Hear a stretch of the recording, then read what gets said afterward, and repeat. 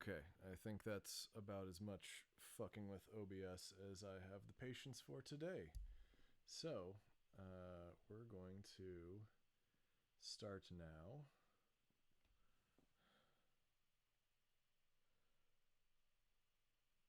Let me go ahead and grab this link, share it a little bit.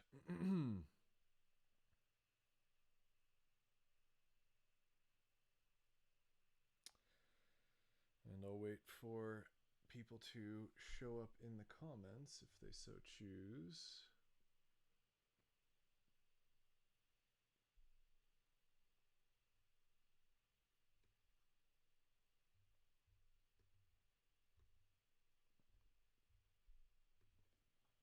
Okay.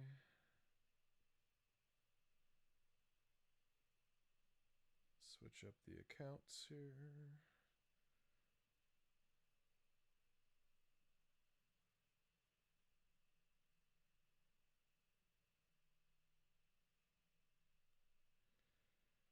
Oh, come on now.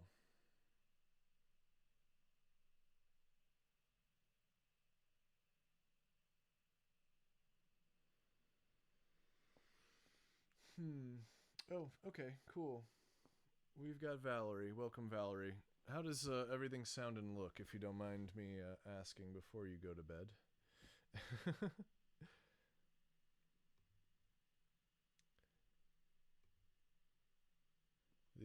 The bit rate is probably going to drop like crazy for a second because I have to open up the other web browser, and my computer already doesn't like streaming.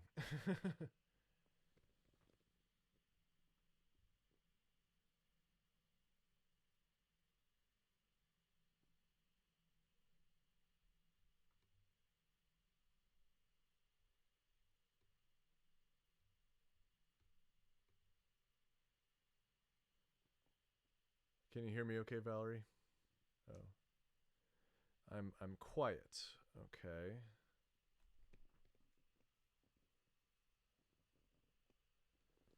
How about now? Am I quiet still?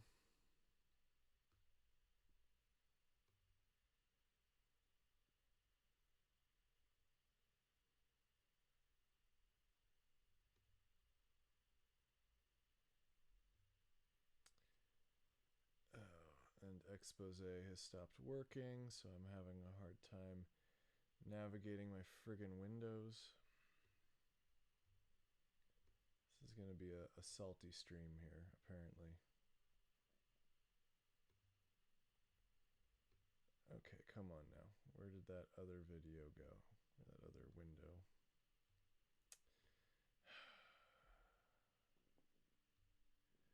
There we are. Okay, here's the streaming one. We got 4 viewers, apparently.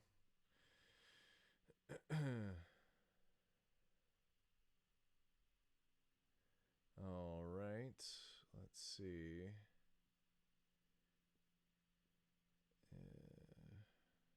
I need the link. That's not the right thing.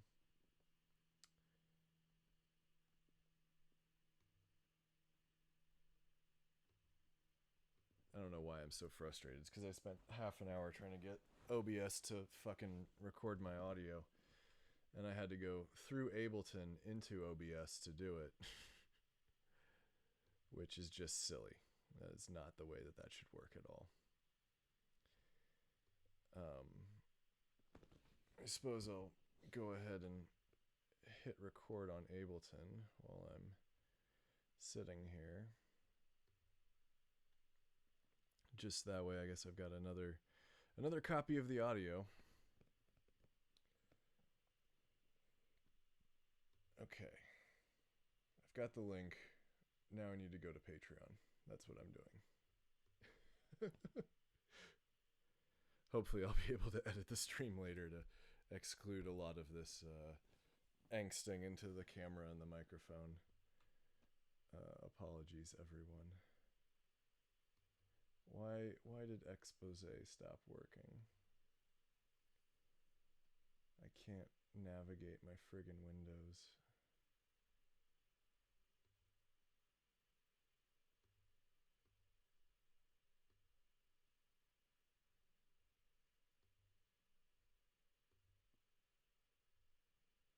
just start minimizing.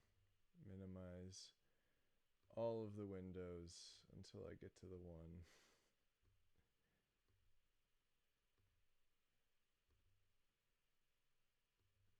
Still going. Still minimizing. There we go.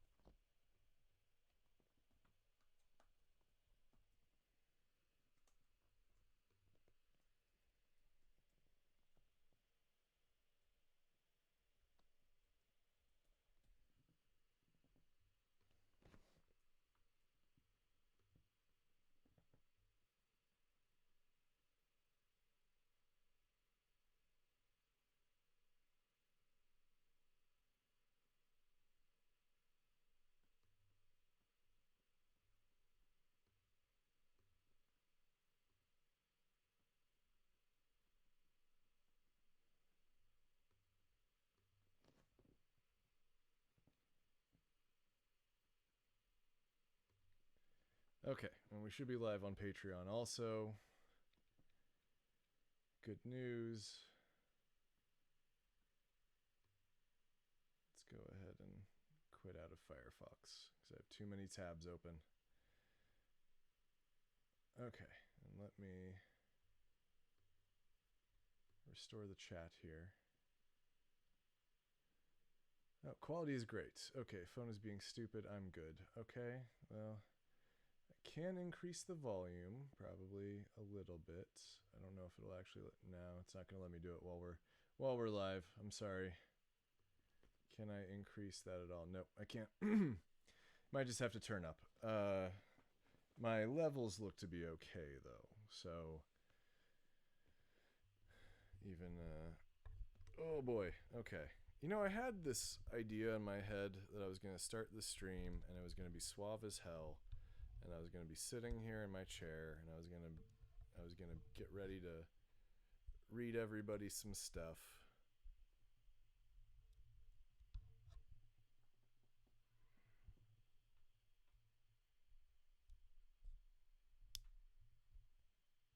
And then instead I spend half an hour fucking with everything. Okay. I think I'm satisfied.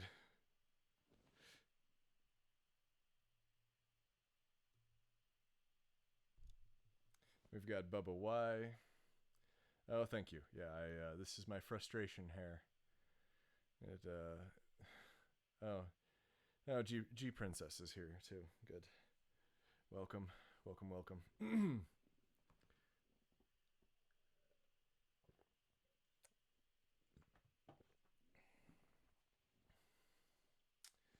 Let's see.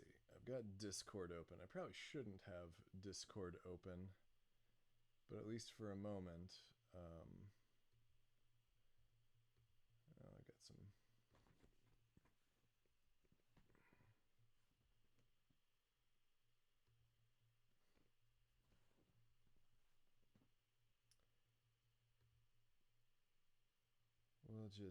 We'll tell everybody on Discord.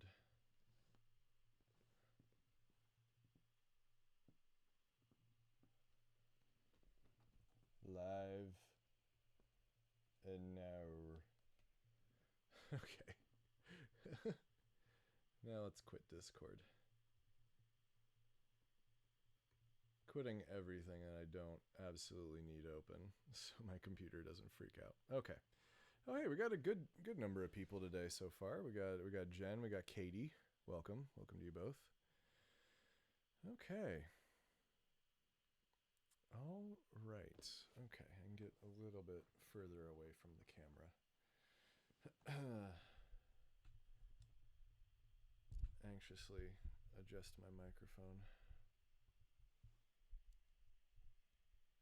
Okay, that's probably a little bit better. Let's see.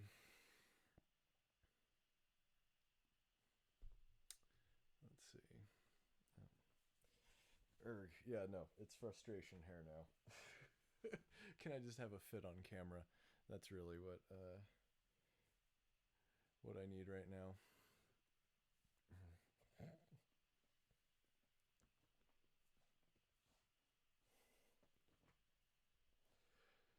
Totally ready for prime time. All right.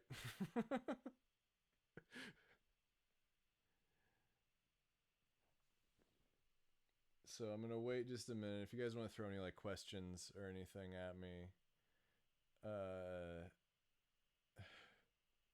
go ahead. I'm gonna just give people a couple minutes to show up. I'll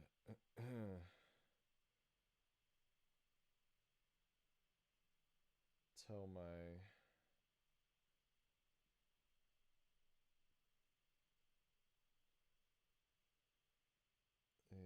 never rad people that I'm on, I guess.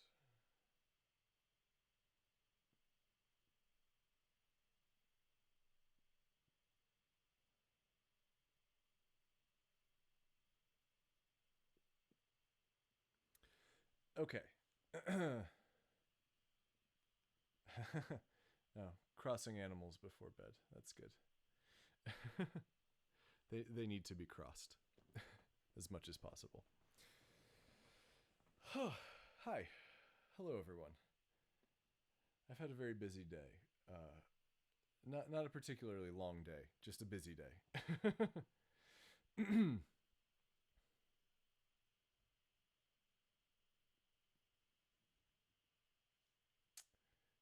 Yeah, as you can see, I've got the real shitty version of having the chat on screen, which is just having like literally the window. But that's what I got today.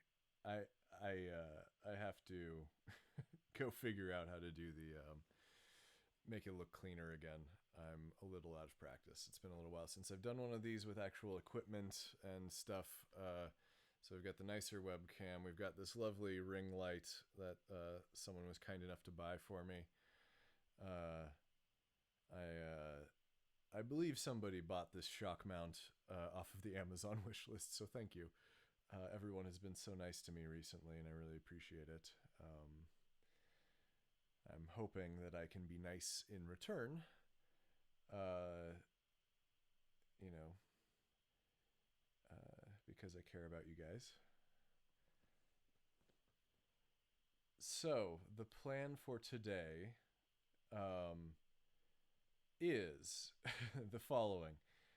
I'm going to do some reading, assuming that my voice is going to hold up. I'm going to adjust my microphone again. There's going to be some bumping sounds. So just try and get this a little bit closer to my mouth.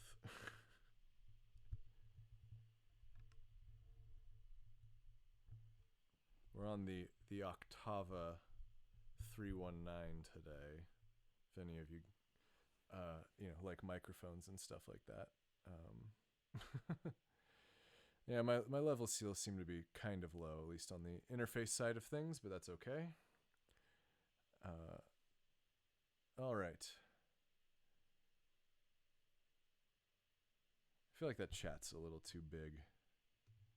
Did I? Oh, I made it smaller, but only in. I didn't hit the transition button. So now we have transitioned to the smaller chat. Alrighty. Ugh. So I'm gonna check my email, and I'm just gonna, because I've owed this to you guys for okay, just got some info in one of those emails about upcoming shows.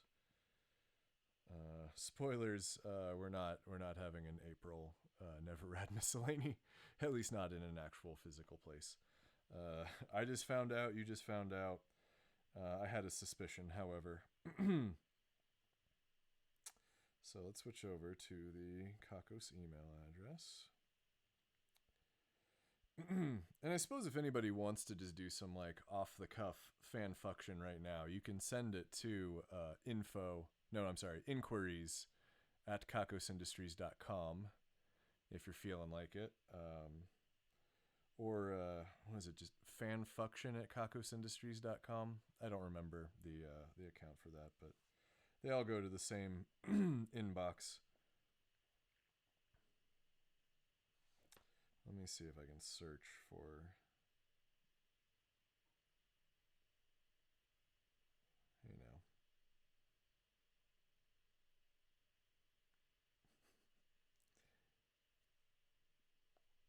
It looks like I've got 2 to read today, I think. I think that's it. Holy cow, was that one that long ago? I feel like I had a few more, but... Oh man, some of these are pretty old. I'm sorry, everybody. Let me see if I just need to search for this differently.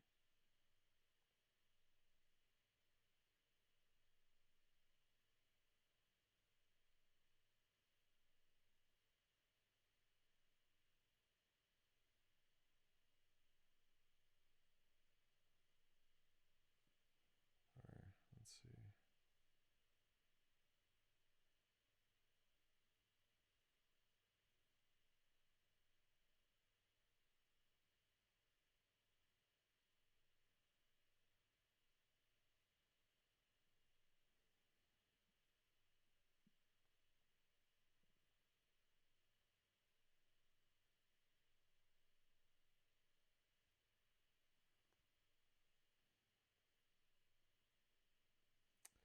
Let's see.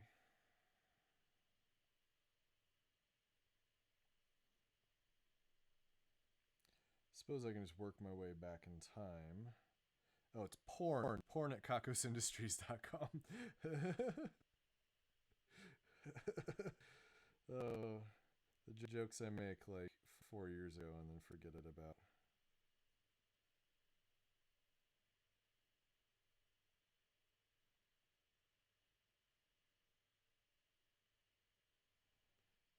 Ibdistries. Okay, I can... Just killing it right now.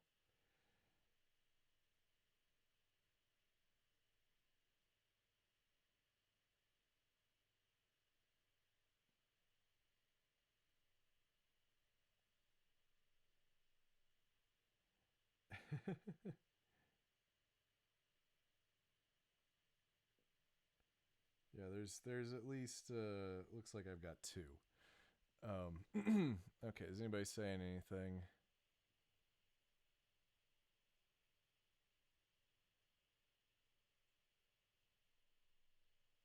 Oh, hey Cody.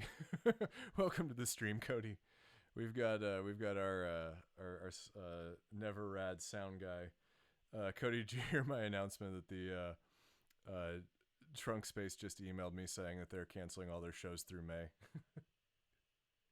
I mean, it was pretty obviously coming, but anyway, I'll share that with the rest of the group when I'm done here.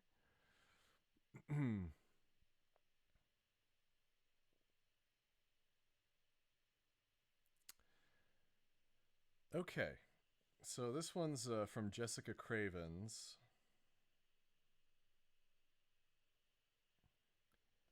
Actually, I don't. Well, whatever. I'm doing real names apparently, so just deal with it. J.C. Ravens. I'm sorry, I got it wrong. I've never read this before. I don't know what's in it. It's about to get weird. So here we go. This is Stuck in the Booth by J.C. Ravens. And with that, we've reached the end of the announcements, shareholders. Your body should expel the pellets somewhere within the next 3 to 5 days. The numbers are next. Corin's eyes flicked over to the screen that displayed the numbers he was to recite at the end of each broadcast. 90, 96, 60, 6, 9, 99, 66, 2. Normally at this point, the pulsing tension in his legs would relax, allowing him to move freely from his chair in the recording office. Every announcement, as soon as he sat down, a localized pulse of evil would keep him locked in range of the microphone, unable to leave until the announcements were finished, or he was in mortal danger. However, this time, the pulse hadn't left. He seemed to be stuck in the chair still.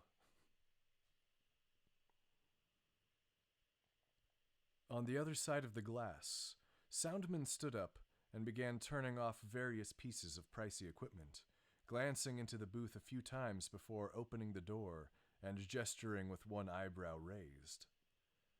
"I don't know, Soundman. I can't move yet. Is everything off yet?" Corin frowned, picking up his phone and checking it. No messages. This is probably Melantha's doing, somehow. He groaned, leaning back as far as he could. Soundman just shrugged and began unplugging various cables from the recording console. Corin's phone buzzed, and he read the message with a frown. Dark Mega Field generators shorted out. Repair ETA unknown. Oh, come on. Corin threw the phone over Soundman's head where it collided with the foam padding with a faint thump. Soundman slowly looked up Soundman slowly looked up over the desk, eyes narrowed slightly at the source of the projectile. Corin face-palmed, leaning forwards on the desk. "Looks like I'm going to be stuck here for a while, Soundman." How's everything sounding?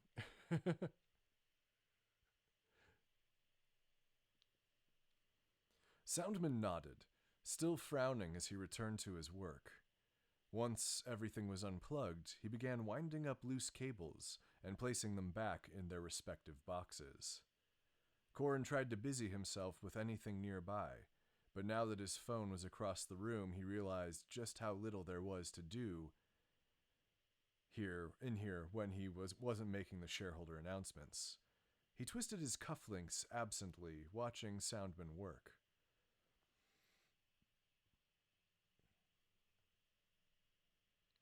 Soundman Steven was carefully wrapping audio cords around his tan forearms, each movement flexing a different muscle. It was the most hypnotic motion, the flex inflating each muscle with blood, traveling pulsations rippling up past the edges of his sleeve. There was a pause in the motion as Soundman suddenly turned, head tilting to one side as he took the slightly zoned-out expression on the CEO's face. As he took in the slightly zoned-out expression on the CEO's face.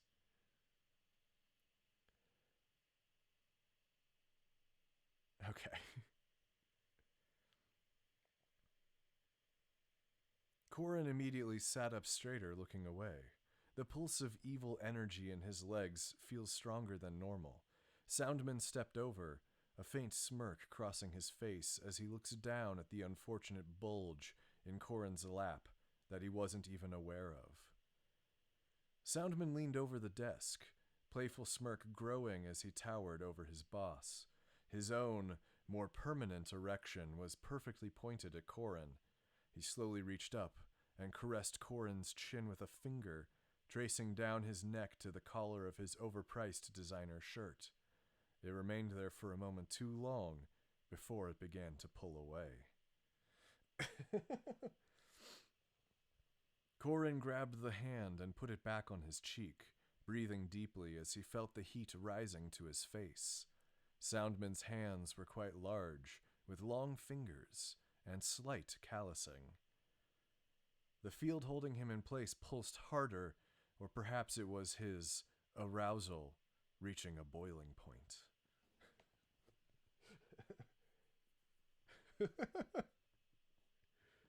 "Don't stop. It's nice." Corin's voice was soft as he breathed the smell of Soundman's skin. The faint tinge of sweat and electronics filled his nose. Soundman Steven nodded, coming the rest of the way around the desk and cupping the back of Corin's head, weaving his fingertips into the perfectly gelled hair. Corin slowly ran his tongue up the side of Soundman's hand, suckling on two of his fingers. Soundman smiled, holding the evil CEO's mouth open. Whew, okay, we only got a little bit left. This one's starting to get there, though, isn't it? Corin's blush increased. Surely his whole face was redder than Melantha's income reports. Sick burn. He closed his eyes, tongue still trembling against Soundman's strong fingers. One inched further down his tongue. Corin was beginning to pant softly against the invading fingers, shoulders trembling as he tried to lean further forwards, still restrained by the raw evil energy coursing through his legs. The fingers were removed, leaving him panting and drooling. He slowly opened his eyes and was face to face with Soundman's throbbing perma-erection, freed from its usual prison of khaki cargo shorts.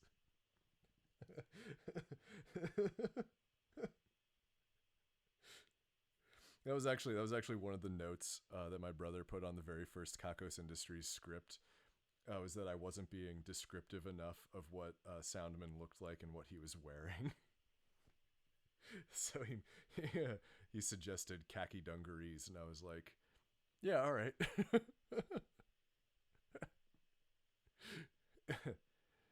G-Princess is torn between embarrassment and hilarity.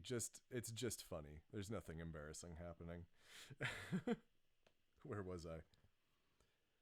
Corin blinked in shock, having never been so intimately close to such a glorious member. It twitched in the cool, air-conditioned air of the recording studio. Corin took a sharp breath in and carefully extended his tongue to glide across the perfectly plum-shaped head.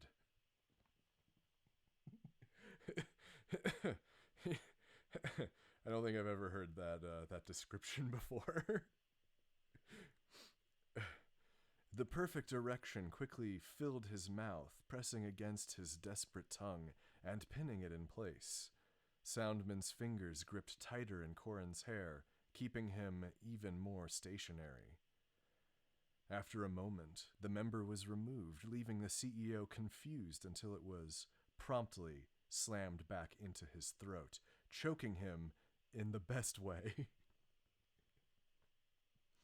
As his tongue began to desperately thrash against the fleshy invader. Yikes. Corin desperately gripped at Soundman Stevens' hips, whining as he greedily sucked away, desperate for something, anything, to confirm his skill. The silent audio master made no indication of pleasure, and damn it, Corin knew he had to be the best at everything, blowjobs included. He suckled, he caressed, he drooled. Nothing elicited even the faintest approving sound. He began to whine softly, still desperately sucking at the world's most perfect erection. Soundman yanked Corin's head back sharply by the hair. Corin blinked in confusion before he realized he was finally freed of the chair's horrible man-magnetism. The generators were back online, and Soundman was silently shutting the door behind him. Corin groaned as he tried to stand, knees shaking from the overexposure of dark mega-magnetism, or perhaps from overexposure of the mascot penis of evil communications. He stood. As he stood, he realized there was something new on his face. Damn it all, he even finishes quiet. Corin sighed. This was going to probably be a pain to get cleaned up without being spotted.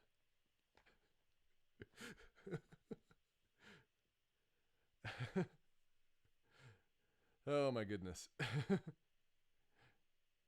Oh, we got Eugene Findley. Welcome. Amy Dries, welcome. Douglas the Dragon, welcome. Master of Everything, welcome. Oh, goodness. Let's see. Did Cody take off? Ooh. Did Cody take off?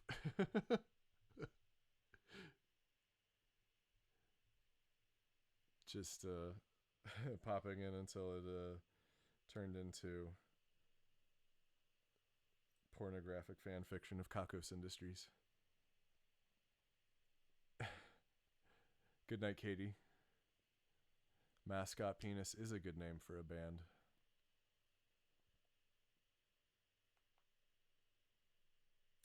Let me go back to my email. Let's see. So now I feel a little bit bad because it looks like this one's from like 2017.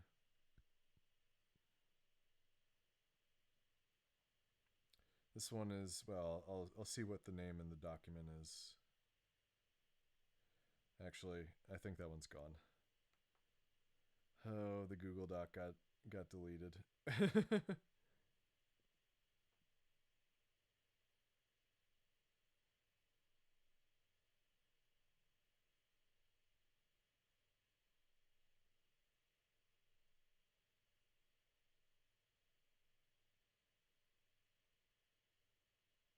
Is that one gone? Is it really gone? I think it's gone.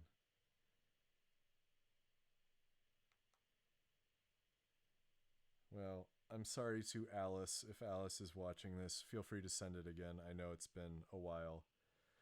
I was kind of waiting until I got more of these, and I didn't. Because I didn't think I'd get to use all of them. But, oh. Yeah, I definitely checked it. Well, the thing is, I check the email. It's just that I had like 3 get submitted over the span of like 3 years, so it wasn't quite enough to justify a whole video. Especially when I only had 1 or when I only had 2. But whatever, we're cleaning up now. I don't even know if these people still listen to Kakos Industries, but here we go. And welcome, Jasmine.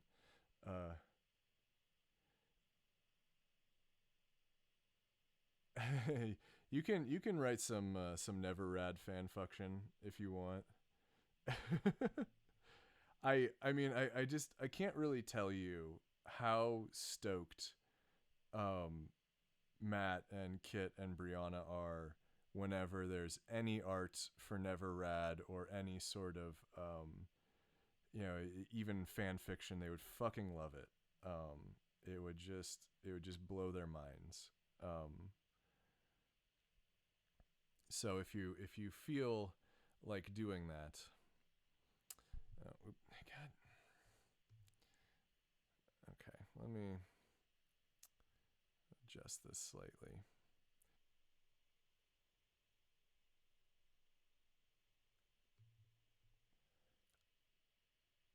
Okay, so it disconnected for a second there. It should be back on now. I'm gonna watch and okay, I think it's back. I think it's back together. All right. I'm gonna adjust the camera so you can see my face a little bit better while I'm doing this stuff. Oop. Knocking over the USB hub though.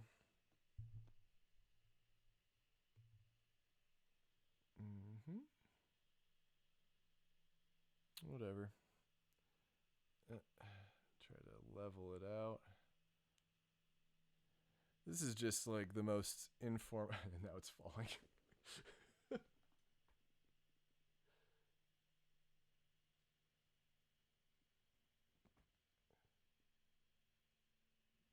I've had really good luck with the video game live streaming that I've done, so this is just embarrassing. Speaking of which, after this is over, I'm probably going to play some video games. I've been playing Persona 5. I think I'm going to play a little bit more, but I might have to put that one on hold. Okay, back to reading the chat.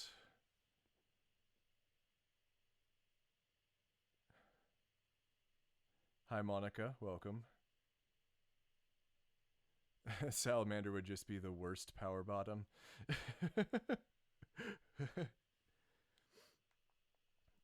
So here's the thing. We already know that there's going to be QC salamander porn. The question is if there's going to be porn of any other characters. How do you fix the issue of it being super quiet? I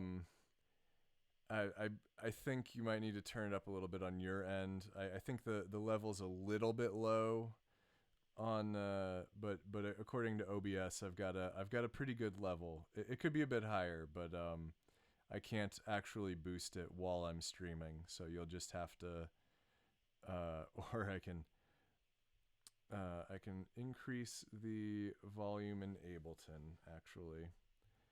Here, let's just boost that up. Did that help anything? Let me throw a limiter on it just to be safe.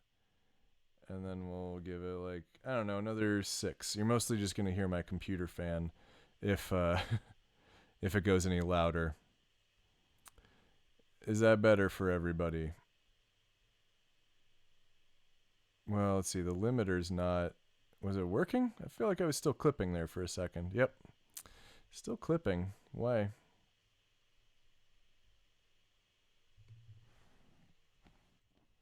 Okay, how about... Yeah, I mean, that's looking pretty good to me. At least for right now. You'll have to let me know if it's working for everybody. Okay.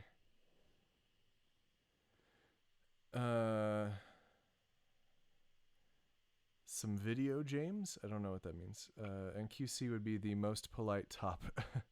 Oh god, not computer, please. Computer and a horse. No, my baby. Oh dear. See, here's the thing. I'm never going to put the computer in an actual sexual situation. That is one of the rules I have given myself.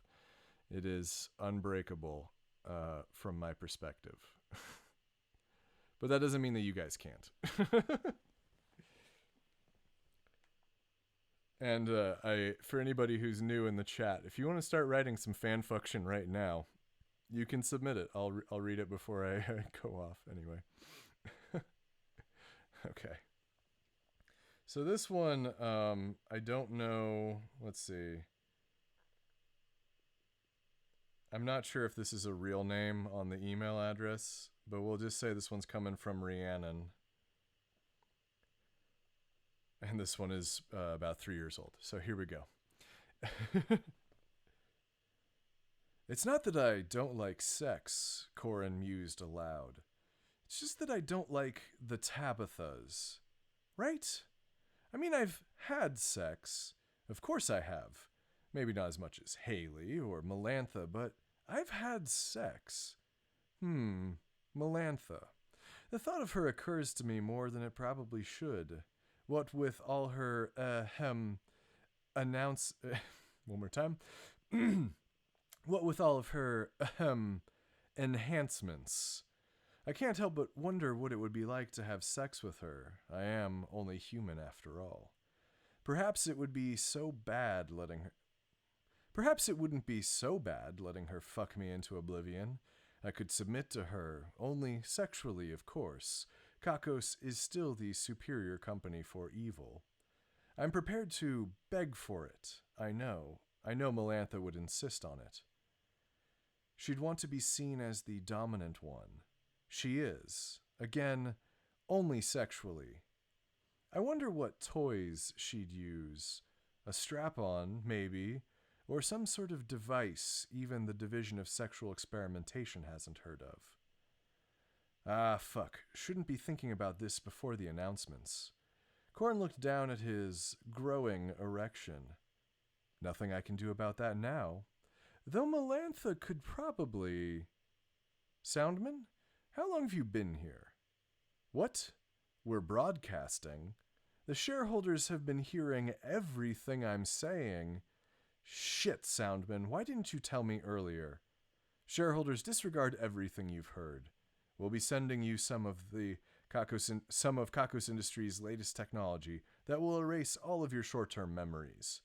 If you do not destroy your memories yourself, we will be forced to destroy them for you. I'm sorry, we will be forced to destroy you. I should warn you that if Melantha hears a word about this, we will also destroy you, but seeing as you'd be destroyed or have your memory wiped before then, I guess I don't have to worry about that. Your regular announcements will be a little later than usual. Goodbye, shareholders.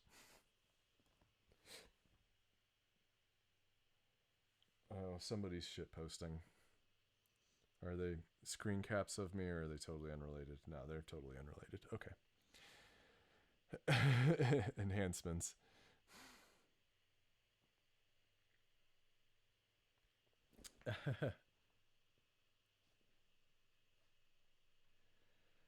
All right.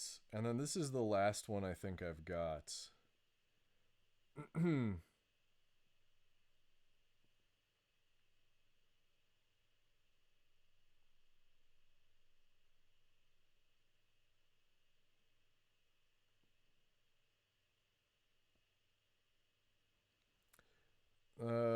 Let's see. This one's coming from Lucky Louie. To be omitted, and this is from July 16th of 2016. I'm so sorry, Louie. I hope you still listen. Somebody get in touch with Louie. Maybe I'll send an email back to these accounts letting them know that they actually got read eventually.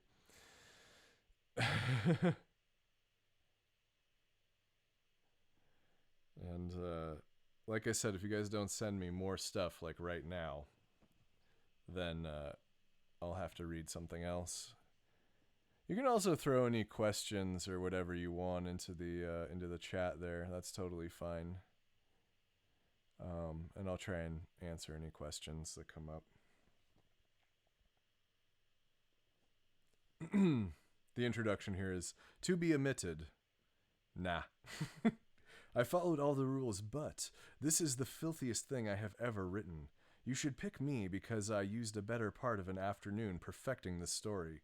I enjoyed writing this. My name is Lucky Louie. Title is Cock Us Industries. Corin started his day like any other. He woke up, got up from his cum-stained race car bed.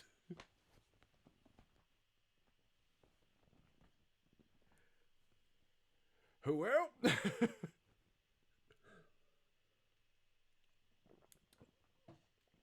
yeah, that did it.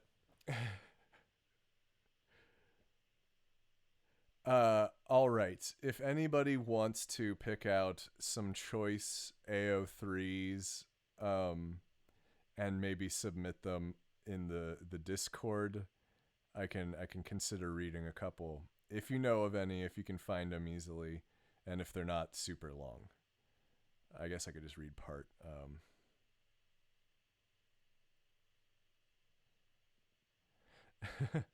Oh, Bubba's gonna find an image of me to use as a meme format.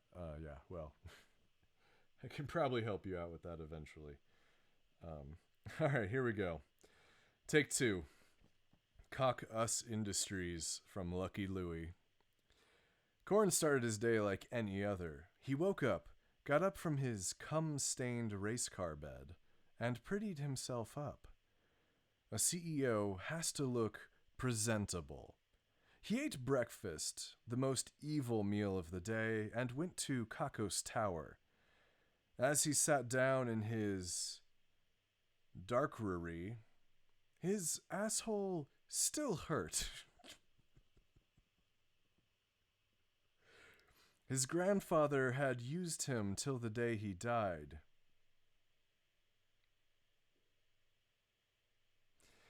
All right, I might have to bail out on this one. I don't know if I can finish this one.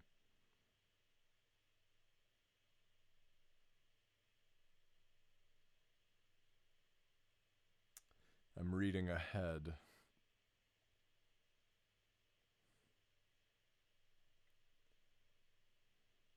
All right, I'm just going to skip the next bit here. It was the 15th of the month. This means he had to work hard to bring together a set of shareholder announcements. If that doesn't tell you when this was written, back when I was doing 2 episodes a month. One more time. I'm sorry, Louis. He decided to go to his sexual innovation division first. Let's get this over with, he told himself. For once, he had no idea what they were/had been doing for the past 2 weeks. Oh, hi, Corin. Richard Wood was standing in front of him. He had clearly been caught jerking off. His face was red, and there was a long bulge going up his waistband. Why do you treat me this way, Richard? A muffled cry, clearly coming from Jules. They both acted like they had not heard it. Behold the Sexual Innovation Division's newest invention, Richard said, as he unveiled a machine that looked suspiciously like a teleporter. A teleporter, Corin said, unimpressed. No, this, my good man, is the gender bender. Corin feared this was going to be a long day. This machine turns people into the opposite sex, Corin. All the perks of sex change surgery, except for only 24 hours. Corin knew what was going to happen next. Would you like to try it out? Corin was curious. He knew that he was always used like a girl. Yikes. I don't know. Is this funny for people? It's a little problematic.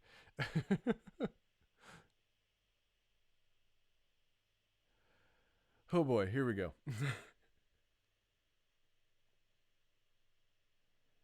He knew that he was always used like a girl. It would be nice to try being a girl.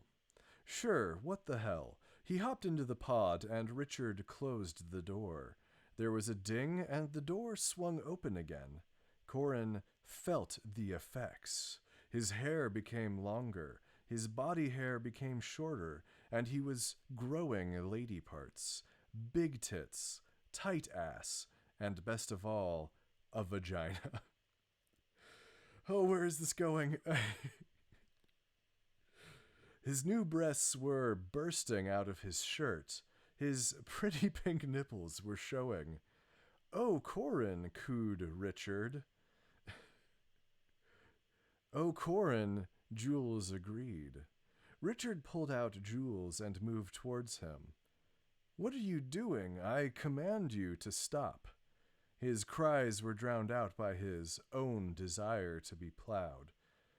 So this is fantasy make-believe when things like this can happen in porn, and it doesn't mean anybody's getting hurt or anything bad is happening.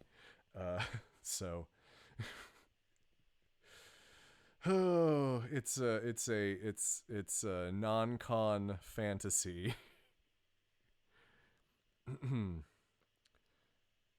They're fictional characters. Here we go. I'm gonna keep going.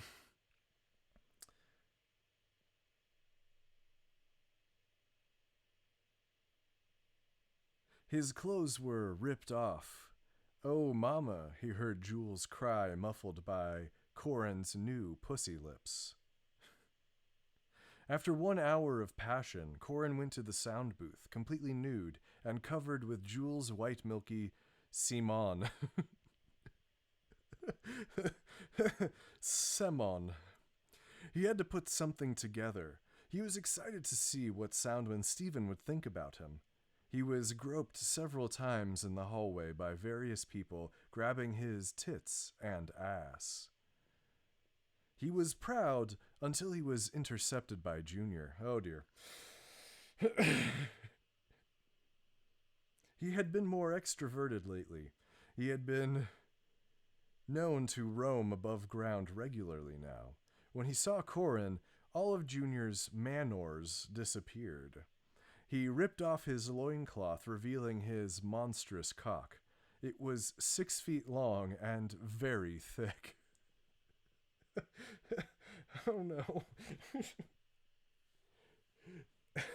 See, this is one of the things why I wanted to have like 5 or 6 of these just in case there were a couple that I didn't think I could get through. So anyway, I hope everybody's still on board because we're in for the long haul apparently.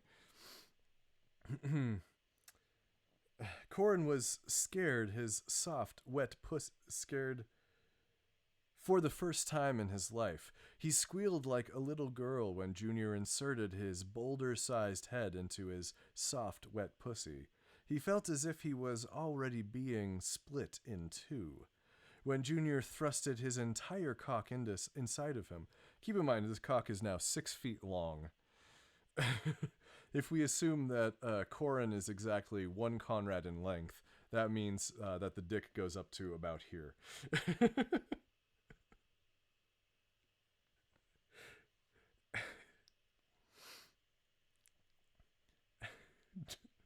It's touching brain. When Junior thrusted his entire cock inside of him, he felt Junior's head peeking up through his throat.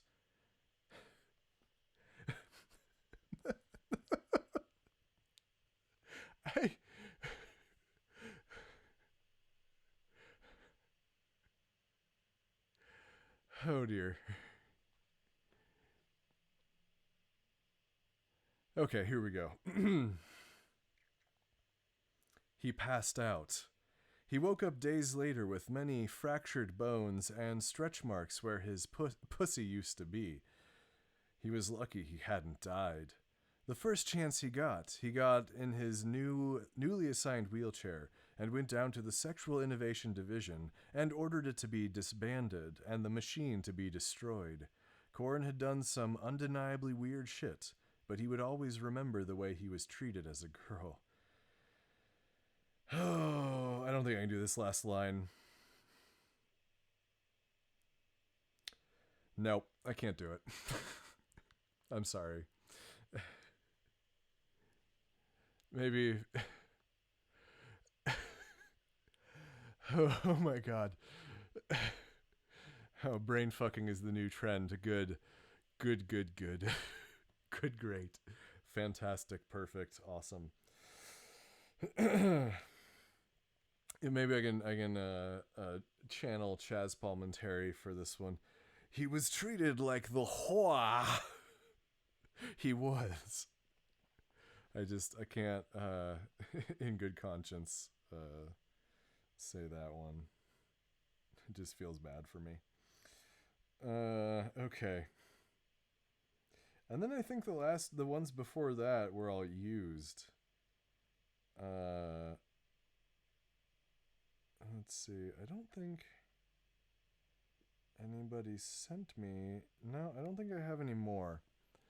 Did anybody did anybody find any other things of this nature?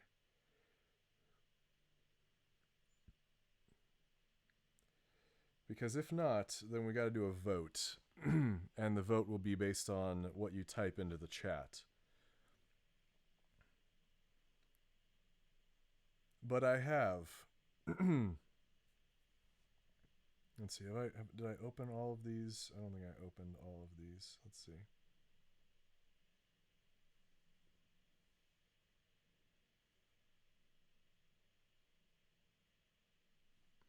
We have Dr. Chuck Tingle's Complete Guide to Romance. We have Lonely Author, Pounded by Dinosaur Social Media Followers. We have Angry Man, pounded by the fear of his latent gayness over a dinosaur transitioning into a unicorn. I might have another one. We've also got I'm Gay for My Living Billionaire Jet Plane.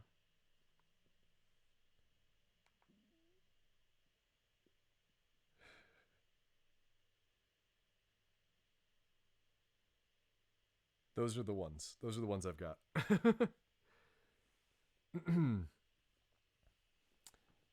Yeah, well, they're all Tinglers. It's you just got to pick which one. That ranked a scale of 2,000 meganopes. I'm sorry, G Princess. That one definitely had some problematic elements. I apologize, especially if that bothered anybody. I guess I can put a content warning on the video.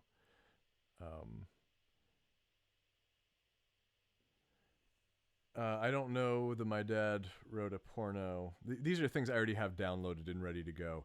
And I actually purchased these legally as part of a Humble Bundle one time. As I bump the microphone again. So Tinglers, a Chuck Tingle.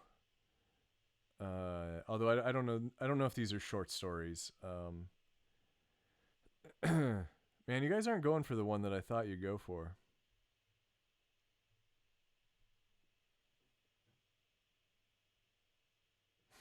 Dinosaur into unicorn. Dino into unicorn. Dino into unicorn. Dino. Well, okay.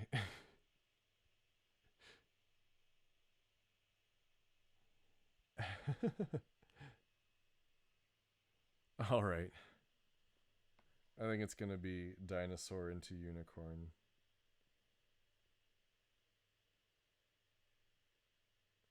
Yeah, the angry man pounded by the fear of his latent gayness. We have the cover. I don't know if that's going to show up. I'm looking at the feed that you guys are looking at, not at the my current one. Here we go. Okay, I just got to get it where it's not covered by the chat. Oops.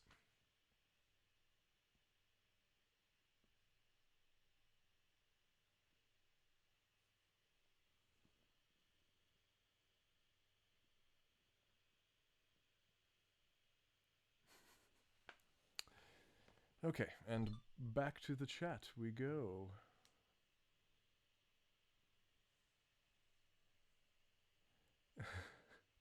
All right, we got G Princess working on a fanfucktion. Let me know how it goes.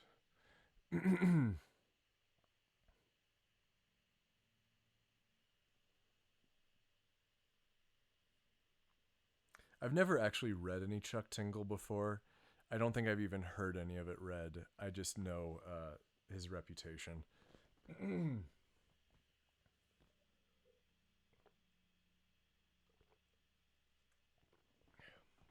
Sitting in this chair is not the best for voice acting, I've realized.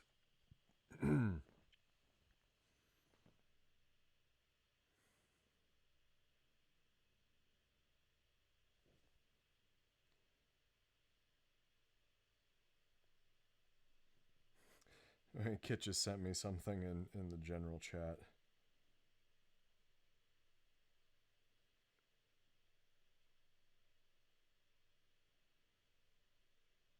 I'm going to tell her that I'm reading porno.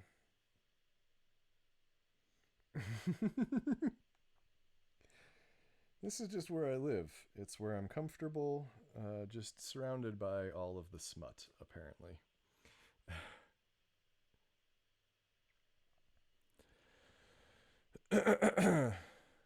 Man, my allergies have been so bad here in Phoenix. That's part of the reason why I keep clearing my throat. So here we go. Angry man pounded by the fear of his latent gayness over a dinosaur transitioning into a unicorn. What in the hell is this? I ask aloud, the words simply falling out of my mouth as a photo fills my screen. I'm on some liberal news website that I normally wouldn't be caught dead on, but a friend of a friend emailed me the link. I try desperately to make sense on what I'm seeing because all that I can gather from the photo is a sexy, majestic unicorn looks ready to party. It's clearly a picture from some Hollywood photo shoot, which normally wouldn't rev me up on principle alone, but even I have to admit that this horned beast is absolutely gorgeous. After ogling the unicorn for a bit, I click back to the email and make sure I've followed the correct link, reading the message aloud. You won't believe what Bort Jenkins looks like now, the message reads. This is so wrong.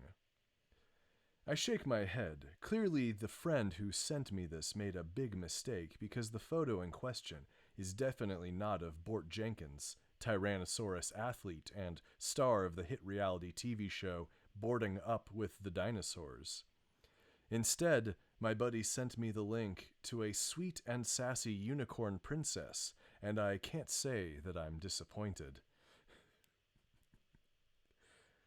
Goddamn, you're a fine-looking piece of ass, aren't you? I groan, leaning back into my chair and unzipping my pants, excited to beat one out before the old battle axe gets home.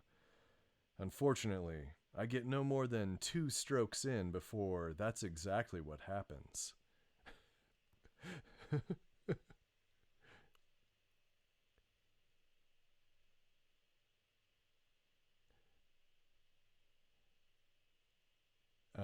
Looks like there's been a lot of chat. Oh, goddamn. I gotta find a better system for streaming in my room like this. Okay, no, I'm caught up. Yeah, I've heard that there's a podcast. I just haven't listened to it. Yeah. When I'm listening to podcasts, specifically like audio drama, I tend to try to look for smaller stuff. Just see if there's something good that's not getting enough recognition yet. Speaking of which, you guys haven't listened to Brimstone Valley Mall. I know it's not exactly small because everybody loves Kristen, but it's great. I also just listened to The Gay Future, which also not small, but was fucking fantastic. Short but fantastic.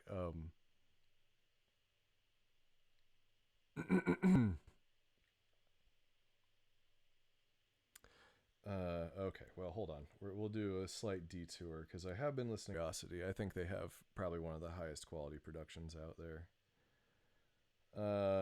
That's not. I haven't been listening to that recently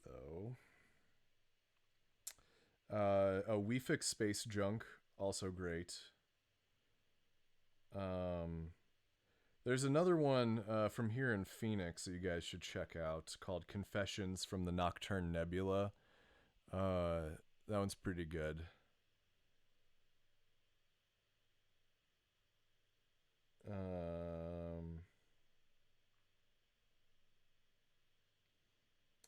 I mean, I guess so. Adventures in New America is on the Night Vale network, but I just think the premise is so funny. I guess what I meant by smaller stuff is not produced by Night Vale Presents, because I guess these aren't super small. But let's see, Mars Corp is good. There's a couple of these that I haven't checked out yet that I should. Star Tripper. If you haven't listened to Star Tripper, check it out. And really, I just need people to go listen to Never Add Miscellany. I've realized recently that,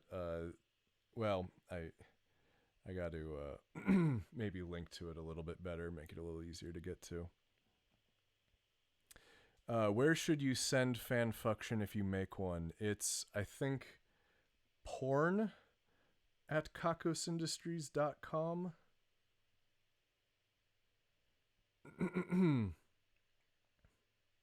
Oh, wait, I was reading my email on here. Yeah. PORN at KAKOSINDUSTRIES.com. That'll get you there.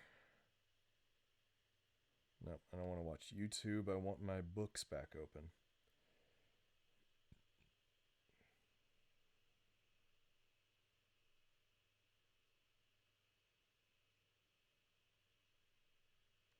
There's a couple more of these that I should check out that I haven't yet. But I mean, like, if you guys want to share anything with me, go ahead, and I'll always try to give it a listen. It's a little bit, especially if any of you are creators. Yeah, definitely Human does some great stuff. So does Whisper Forge.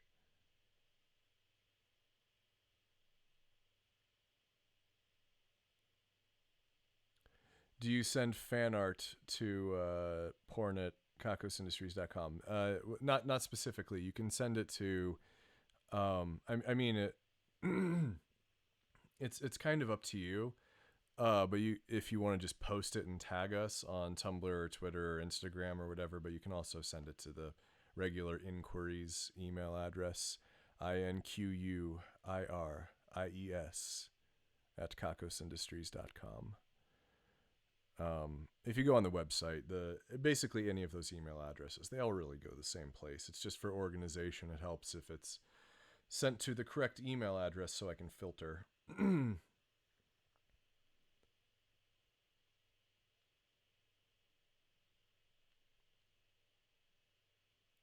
But I would be very excited to have some fan art. I don't think there's been any Kakos fan art in a minute, so. Oh, did I disconnect?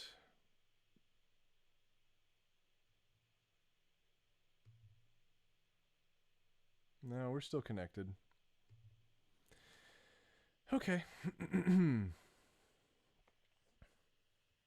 Okay, so we're reading about Bort Jenkins here. The guy was just about to jerk off and his wife came in. "Carl!" My wife screams from outside the apartment, her shrill voice sending a sharp chill down my spine. I immediately zip up my pants and jump to my feet, closing down the computer and walking over to the front door. I pull it open. "Why the fuck is the door locked?" My wife screeches, pushing past me and almost knocking me over with her incredible size. She's holding a grocery bag in each hand, each of them seemingly overflowing with beer. My wife sets the bags down on the kitchen table and then pulls out a tabloid magazine from one of the bags. "Did you see this?" she asks, thrusting the magazine into my face. "Bam Bam," I say, trying to calm her down. "Chill." "You expect me to chill when this kind of sinful behavior is being peddled to our kids," Bam Bam screams. "We don't have kids," I tell her calmly. "But if we did," my wife protests, "this is the kind of freak show the media would be rolling out for them." I finally take the magazine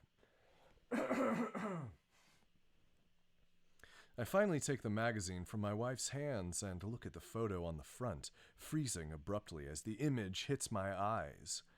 It's the same painfully sexy unicorn that I had been beating off to just moments before. Oh, there's some fanfucktion. What is this? Come on.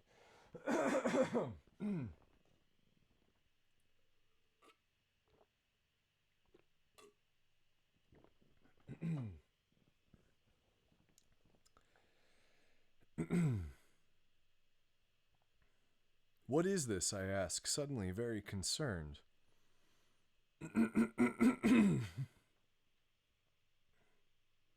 "Bort Jenkins," Bam Bam tells me. I stare at the magazine cover for a while and then look back into my wife's eyes, trying to figure out if she's joking or not.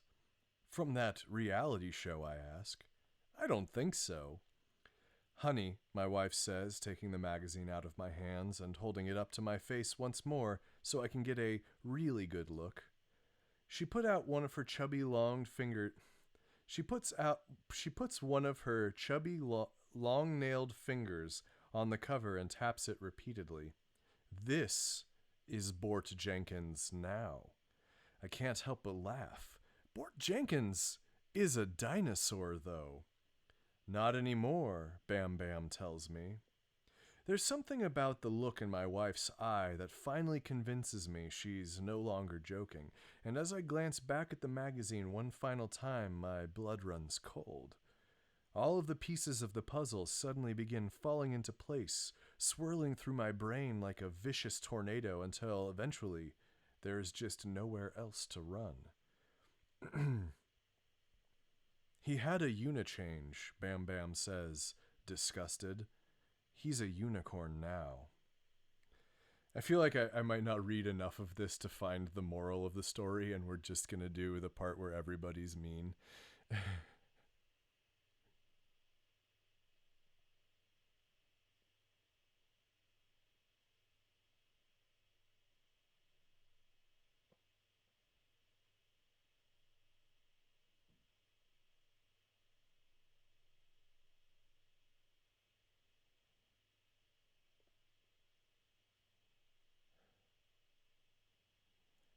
Yeah, the moral is transphobia is bad, but I'm hoping we get there.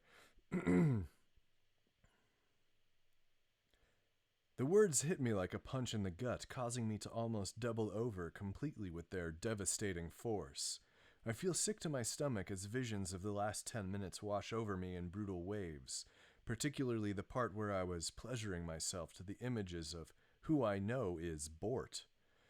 At first, I tried to desperately convince myself that I had never seen him as an attractive mystical creature, somehow knowing deep down inside that a vicious T-Rex lurked within him. Despite my best efforts, though, I can't do it. I know the truth of my actions. Sickening, right? My wife says, not quite understanding the blank look on my face as my skin goes pale. I nod. Just terrible. I stumble a little, almost losing my footing and then catching myself.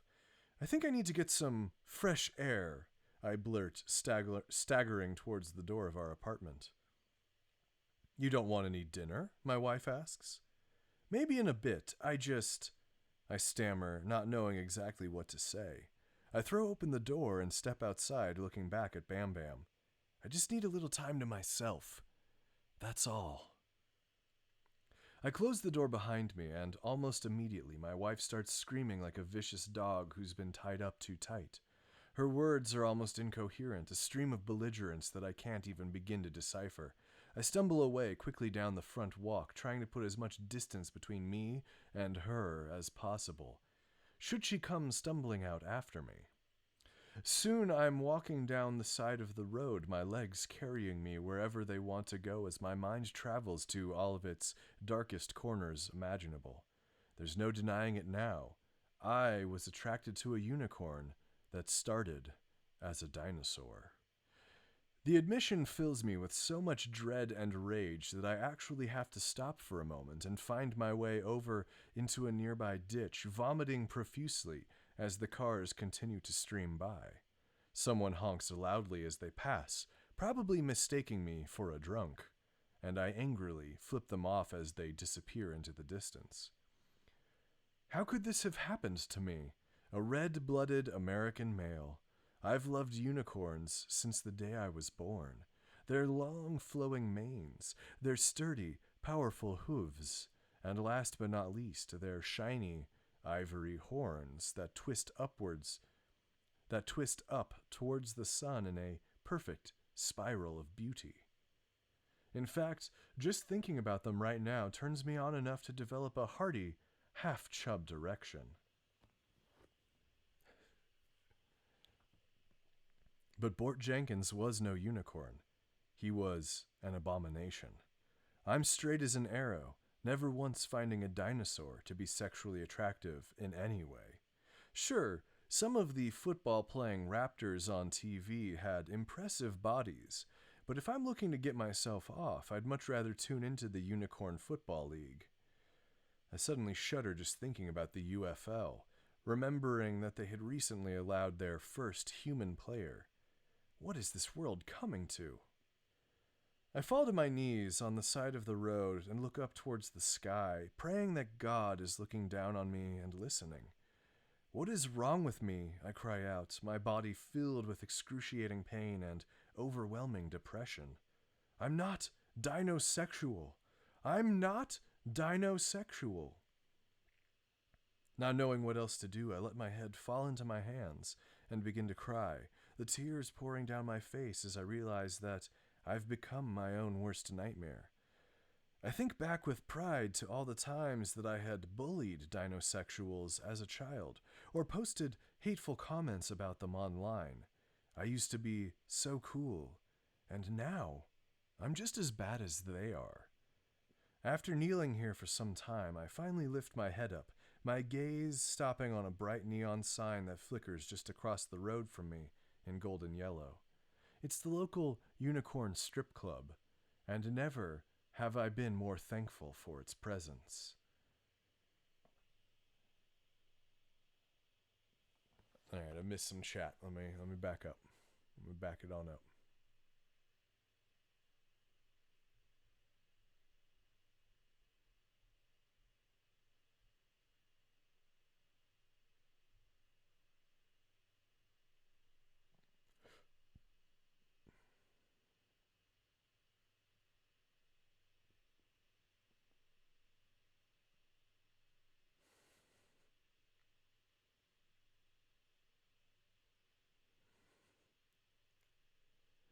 Okay. Ah, yes, the three genders: human, dinosaurs, and unicorns. We nailed it.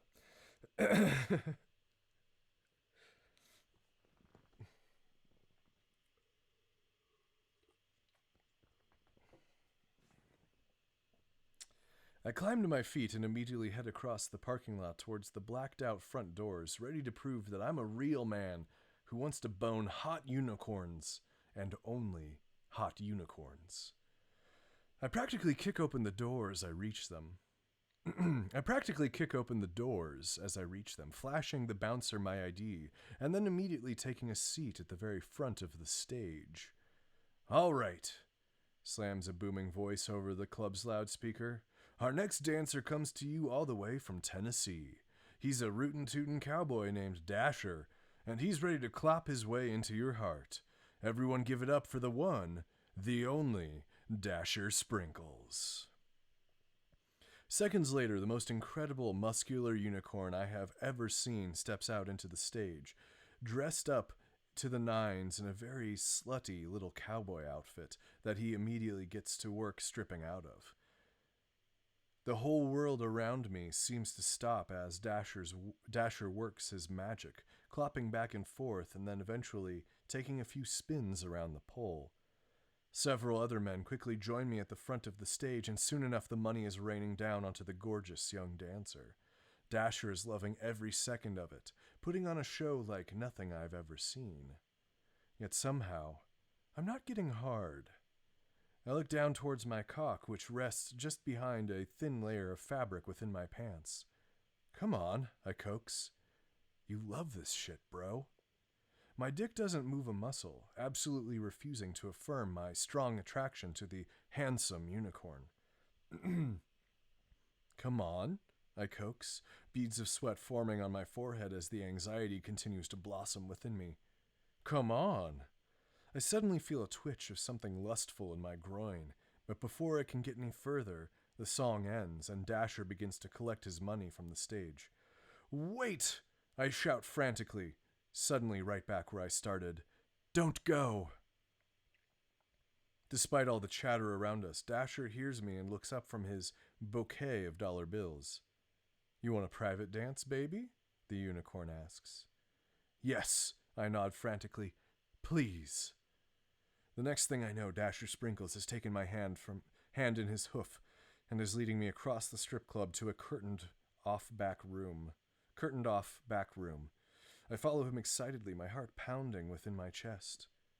Why don't you just have a seat? Dasher offers once we're all alone, leading me over to a red velvet couch and then closing the curtains behind us. The unicorn immediately gets to work, swaying his hips back and forth, his muscular body entrancing me more and more with every movement. God damn, you look so good, I say, unable to contain my excitement. Oh yeah, the unicorn coos? You really think so? I know so, I tell him. I'm not some dinosaur lover or anything like that. I know good unicorn tail when I see it.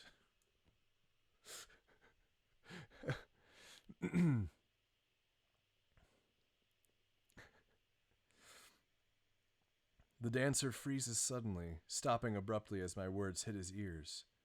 What did you say? Dasher questions. Oh, I just meant that I'm not some dino chaser, I say. I'm a man's man, you know? The look of the unicorn's face changes slightly, his once joyful expression transforming to one of contempt and utter disappointment. So, real men don't like dinosaurs? The unicorn asks. Well, yeah, I stammer, not sure what I should say or why this dancer is getting so upset with me. Suddenly, a perfect example dawns on me. Like Bort Jenkins, right? He was born as a dinosaur. That's the way that God made him. There's some misspellings in the official .mobi I have here. He was born a dinosaur, and that's the way God made him, and he should just stay that way. It's the natural order of things. Dasher shakes his head. You're disgusting. Get out. What? I shout, standing up. I'm giving you a fucking compliment here. You honestly think you have the right to tell Bort Jenkins, or any other dinosaur for that matter, what they're allowed to do with their own bodies? The now furious unicorn dancer yells as bouncers start approaching from either side. What fucking right do you have? The massive bouncers grab me by either arm, and I immediately struggle against them, enraged by the way this plan is turning out. What are you asking? I scream at the unicorn dancer as the bouncers pick me up and start carrying me towards the door. Are you asking if I hate dinosaurs that become unicorns? Well, the answer is yes. Yes, I do. The entire strip club starts booing me. A few patrons actually helping to clear the way as the bouncers carry me out. The next thing I know, the front door of the club opens and I'm being thrown through the air, hurtling several feet before slamming hard onto the pavement and rolling end over end. I tumble for a while and then eventually come to rest, bloody and bruised, while the club door slams shut behind me. Dinosaurs are dinosaurs. Unicorns are unicorns, I scream out into the night. Deal with it. It takes a few minutes, but eventually I manage to drag myself to my feet and to begin the defeated walk back home to the apartment. It's late now, and very few cars continue up and down the road. Instead of rumbling engines, my senses are overwhelmed by the chirping crickets, who call out from somewhere deep inside the nearby forest.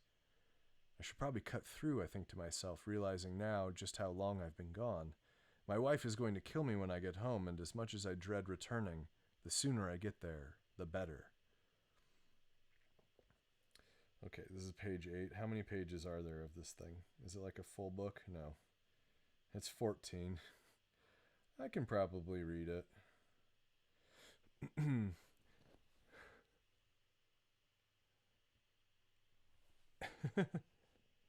Computer's already in the chat. Probably. I think Kit is probably still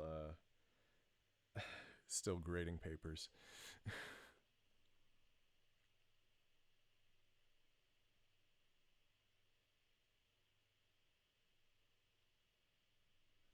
Chuck intentionally misspells things and uses poor grammar to hide his identity. All right, we're back. It looks like we're back.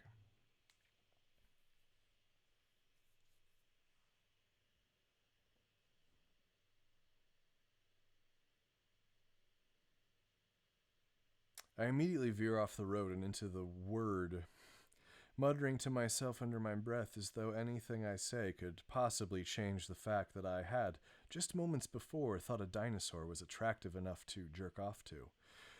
The trees grown thicker and thicker around me as I continue deeper still, and eventually the moon above is blocked out by the crisscross of gnarled branches that hang above. Carl, a voice suddenly moans. I stop and immediately turn around to look behind me. There's nothing there. Hello, I call out, my voice bouncing back to me across the assortment of twisting trees. Eventually, I begin walking again, but it's not long before I hear the voice for a second time. I spin back around once more, greeted by absolutely nothing. You don't want to mess with me tonight, I call out into the dark woods. Don't fuck with me, 'cause I ain't scared. Not scared? I voice suddenly asks. I spin and nearly fall over backwards in shock at what I see. There, hovering before me, is a massive, misty apparition in the shape of a face. It floats menacingly, its form changing and shifting slightly in the wind, but for the most part retaining the look of an enormous hollow skull with ghostly nude bodies flowing through it. I lean in closer to see that the muscular bodies within this thing's ethereal form belong to dinosaurs. What are you? I ask, my voice trembling. The skull laughs. You already know the answer to that one, Carl. You just can't accept it yet? I shake my head. I don't know what you're talking about. Do you know why you're so afraid of Bort Jenkins? The skull asks me. I'm not afraid of Bort Jenkins, I counter. I'm angry at the example he sets. A lot of the time, anger is just fear in disguise, the skull explains. This is one of those times. I shake my head, not wanting to accept the words that are being thrown my way. Fuck that. I don't want to hear this, I say. I know, chuckles the hazy skull. But I'm not going to go away anytime soon because I'm a part of you, Carl. You might as well just deal with your feelings right here and now. What feelings? I scream as the appreciation, not the apparition, fed up. The fact that you're attracted to a unicorn who was once a dinosaur makes you question your own sexuality, explains the skull. And the only way for you to deal with that is to say that there's something wrong within the unicorn. With something wrong with the unicorn, when in fact, the only person with a problem is you. No, I shout, putting my hands over my ears as I fall to my knees. You're lying. This is just a dinosaur trick. Afraid not, says the skull. And while we're at it, I guess you should know that you're a repressed homosexual, too. Suddenly, the skull has gone a little too far for any of this to be believable. I crack a smile and stand back up. You had me going there for a minute, but the gay thing is just a little too much. You were just at a bar full of male strippers, the skull says flatly. Male unicorn strippers, I explain. Big difference. The skull shakes from side to side in midair. There's no difference, Carl. His words repeat over and over again within my head, bouncing around in an endless loop that seems to drift deeper and deeper into the most hidden parts of my soul. Eventually, I can't hear anything else. Tears begin to well up in my eyes, my emotions suddenly too overwhelming to contain within my body. Oh my God, I stammer, the entire universe suddenly opening up before me in a blast of cathartic realization. I hate Bort Jenkins because I'm jealous of him. He's so open with his sexuality while I keep mine pushed deep down inside, hidden away. The skull nods. That's correct. I don't want to hide anymore, I say. Like you said, there's no difference. It's all love, the skull agrees. I'm gay, I say, the words filling my soul with beautiful warmth. I like unicorns and dinosaurs. Suddenly, the misty skull is swirling around me, enveloping me in its sensual touch. I close my eyes and let out a soft moan, reeling from the sensation of being held by a personified version of my own repressed sexual identity.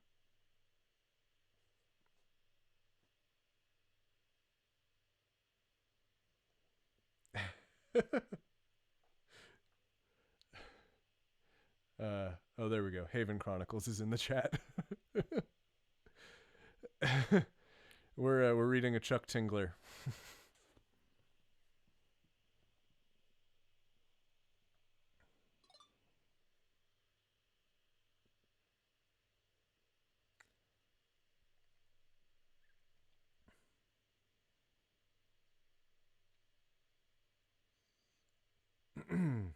I close my eyes and let out a soft moan, reeling from the sensation of being held by a personified version of my own repressed sexual identity. I want you, I say. I want to be who I'm supposed to be. The mist begins to take shape around me, forming personified manifestations of my latent gayness. I have to admit, they look good. Hunky, ethereal men with absolutely massive erections projecting out from their bodies. I look down and suddenly realize that I, too, am hard. After all of this effort, nothing was more arousing than losing my own sexual inhibitions. Finally, I just can't take it anymore.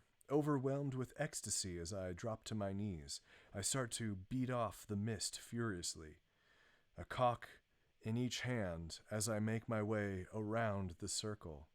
Oh my God, I say, overwhelmed by the forest of dick that surrounds me. I can't believe how gay I really am. All of this time spent hating people who are different than me, and now I realize that I'm just as different as they are. In your own way, says the mist. We're all different in our own way, and that's okay. The personified sexual fear seems to enjoy my touch, groaning in turn as I take my time with each one of their rods. They rock their hips to the movement of my hands, closing their eyes tightly as my firm grip pleasures them. Suddenly, one of the ethereal forms puts his hands behind my head and pushes forward, thrusting his massive shaft between my lips. I swallow him gladly, taking as much length as I can until he's pressing hard against my gag reflex. I try my best to relax and allow him past, but it's just too much to bear, and suddenly I'm retching loudly, sputtering as I pull his rod out in a flurry of spit. I gasp for air, trying to collect myself, as more and more hazy cocks are pressing against my mouth, anxious for their turn.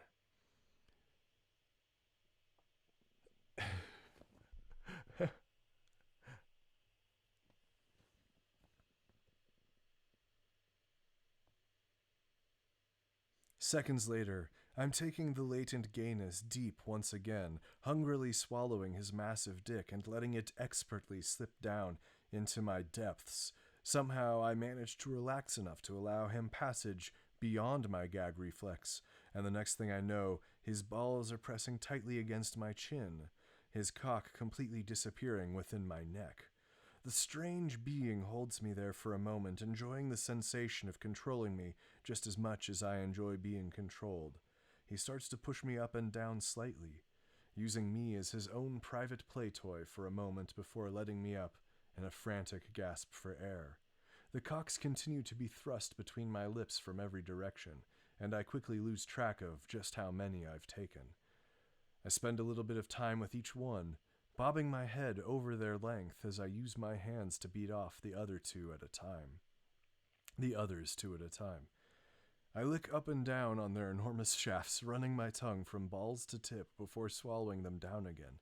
The scene is frantic and wild, a completely depraved expression of all my pent-up sexual bigotry that's been dying to be exercised.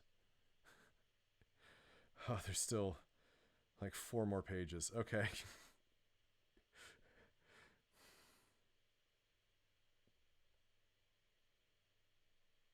At this point, my dick is absolutely aching to be touched, throbbing between my legs as I yearn to be penetrated up the ass by any one of their massive misty cocks. Please, I gasp, pulling a member from my throat and looking up at the supernatural beings with huge doe eyes.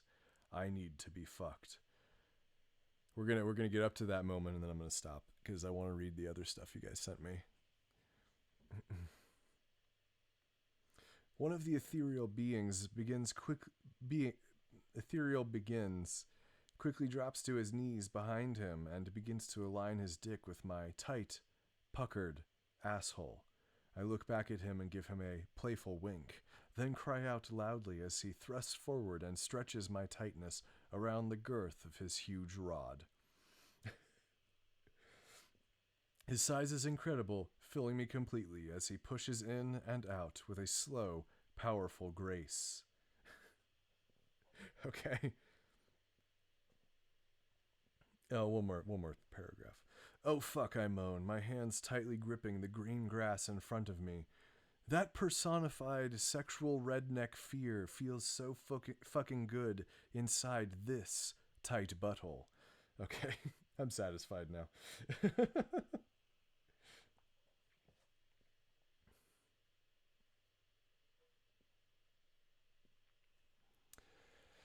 Oh dear.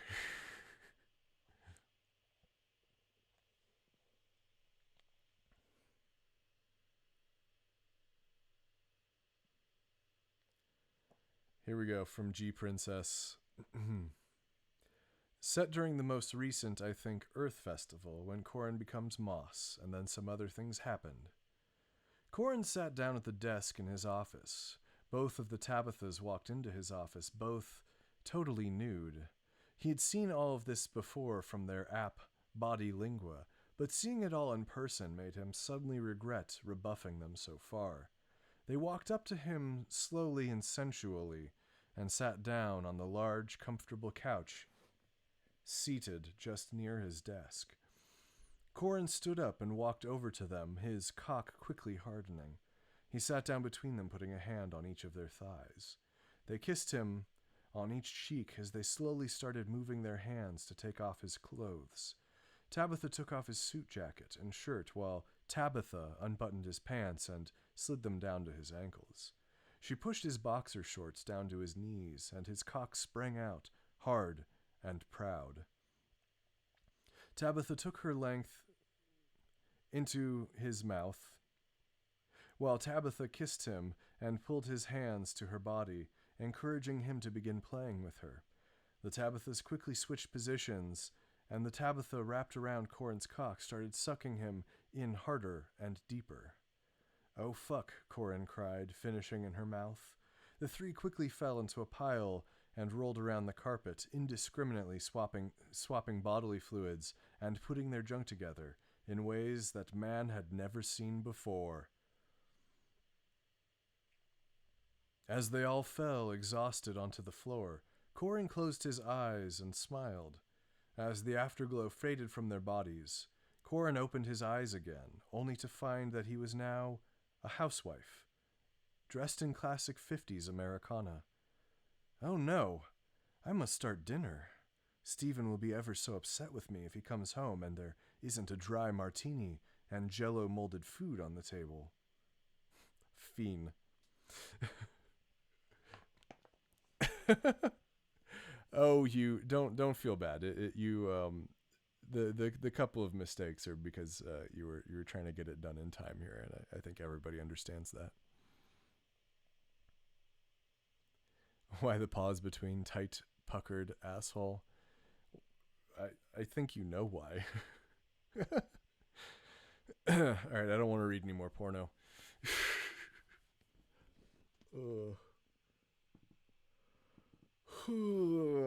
Okay, does anybody have like questions or stuff?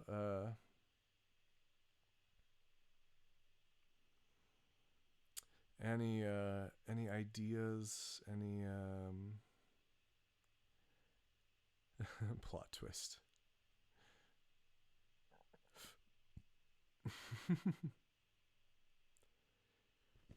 I can field some questions or just chat for a little bit.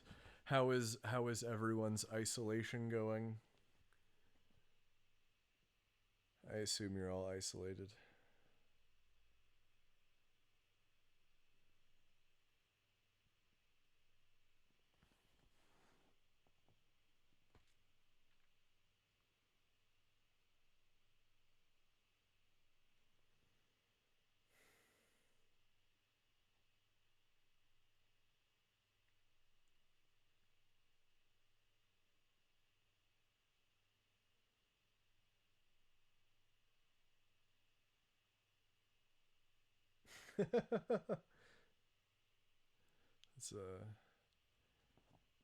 Let's see.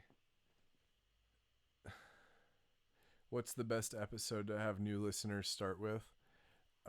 That's tricky to say. I mean, I would defer to any of you as listeners, but a lot of people feel like they don't quite get it until episode 4, which is one of the downsides of having such a long-lived project is that some of the earlier stuff might not have been my best work compared to now, but although when I listen to episode 1 occasionally, I think it does have, like, it holds up pretty well. But, like, if they're not sold on 1, have them skip to 4, and if not, then maybe, like, one of the more recent ones.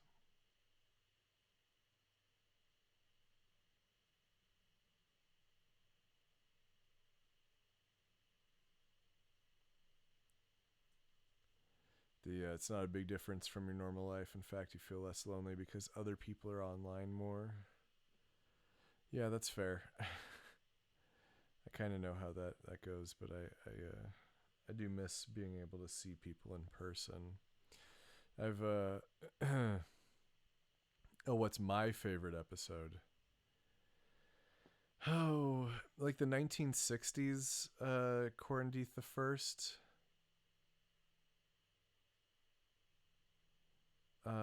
That might be my personal favorite, although I don't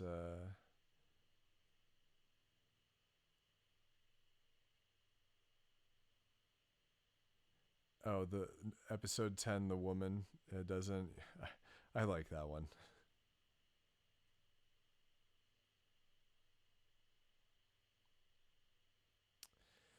Um, they have opted not to be part of the project anymore. It happens. The project's been going on for a while, and sometimes sometimes the people move on and stuff. Yeah, I think Space Race is the one I was talking about. The elevator pitch of Kakos Industries is the rehearsed one is congratulations, you are now a shareholder in Kakos Industries, a company that specializes in helping its clients to do evil better. And as a shareholder, you're now entitled to your monthly announcements telling you about all of the advancements in evil and all of the strange occurrences from inside of the Kakos Industries facilities. Does it sound rehearsed? Because it is a little bit.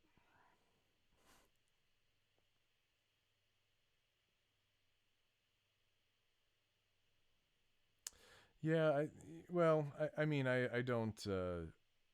I guess I just don't really feel comfortable talking about like, other people's relationships to the podcast and stuff.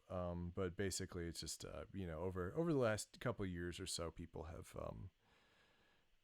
kind of moved on with their careers and their lives, and it's made it a little bit harder to get them on the show.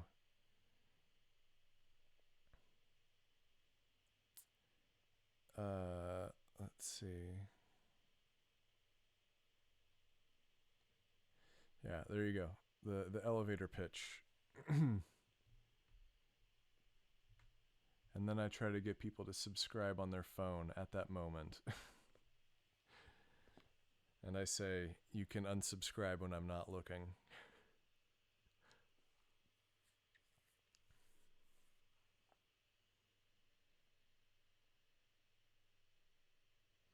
Oh, see, now you're asking for spoilers. I don't think I can do that right now.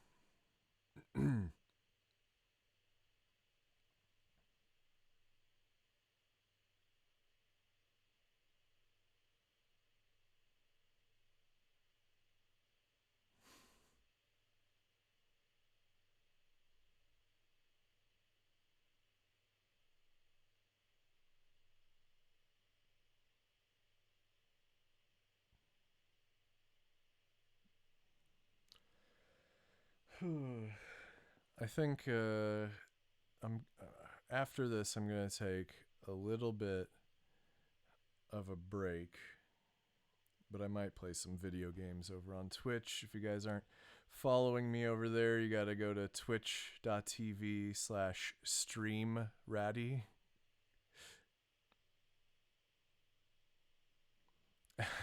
How does the show end?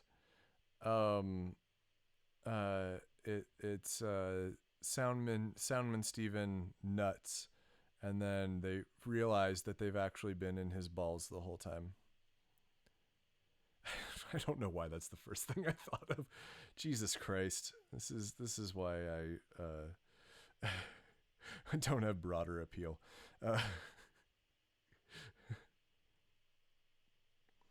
Well, Douglas the Dragon, I'm glad you found out about us too. I'm glad to have you here.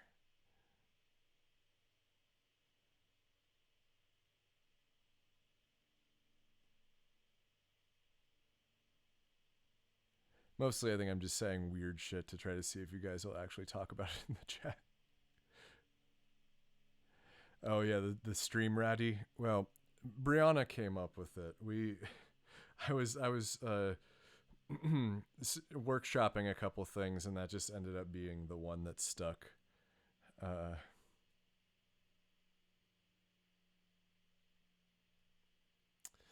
10 out of 10. Fanfucktion gets to my head, yeah.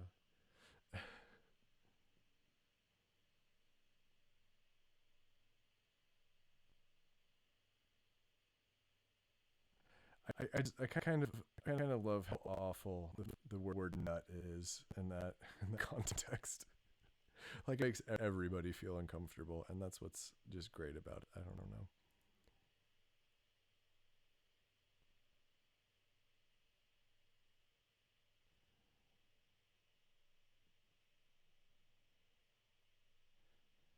I don't actually want to be called Ratty.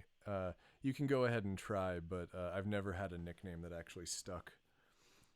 Never in my life. And here's the weird thing. Like I don't know if you guys know about how Slavic names work. But in the various Slavic languages, names have standardized diminutives, which is what you would call somebody if you're familiar. Otherwise, it's too formal. So Conrad would be very formal, but people could call me Radek instead, for Polish at least. And I was, I think, 28 years old when I discovered that I had a built-in nickname my entire life that no one had ever called me by. I think one of my coworkers called me Radek for a couple weeks. It fell off after that.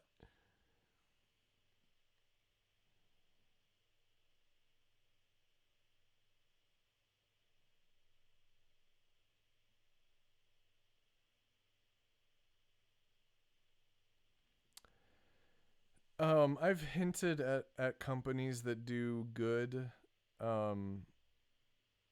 before, but maybe not like directly in the podcast. It might have been in other like social media and stuff like that.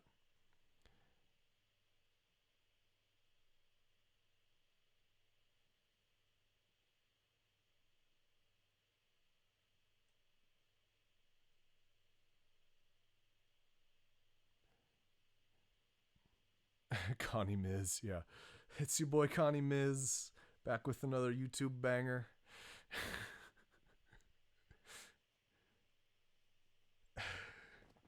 I'm only here because the courts ordered it. It's Connie Miz. Connie Ratty Miz.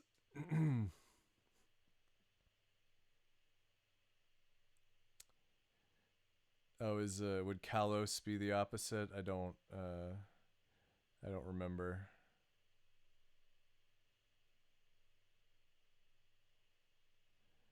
See, the thing is, like, I actually, I, I, I consulted with a friend of mine who had a bachelor's in the classics, so he had to learn ancient Greek and Latin to read certain texts. And I was like, I just need to come up with something that's really cool for, how this all came up, right? For the name of this company, and after workshopping a bunch of stuff, we ended up at just Kakos Industries, which was, I think, one of the things that I might have come up with on my own just beforehand, looking up evil in other languages. Yo, it's your boy Connie Miz. Make sure to slam that bell icon. Double subscribe. Comment below. The con man. All right, now you're getting into nicknames my family has actually called me. Contankerous was another big one.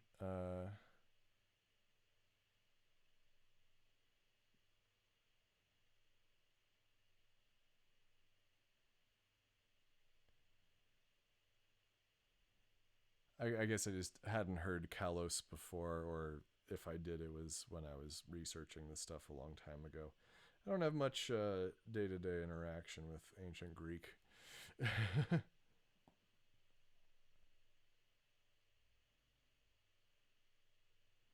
I am not Greek. I do not have any Greek ancestry that I'm aware of.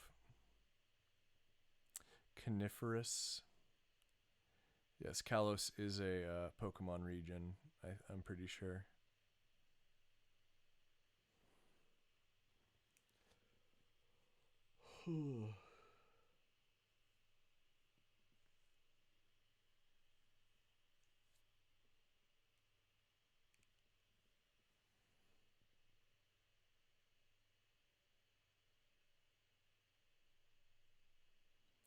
Don't bring up Pokemon in my chat or I'll start yelling anarchy, anarchy, anarchy. Pokemon in my chat?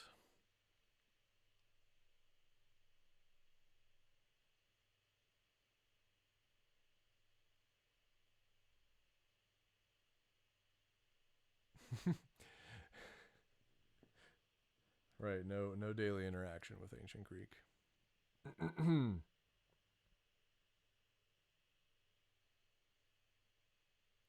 Man, I should have had an alcoholic beverage for this. That would have given me an excuse at least.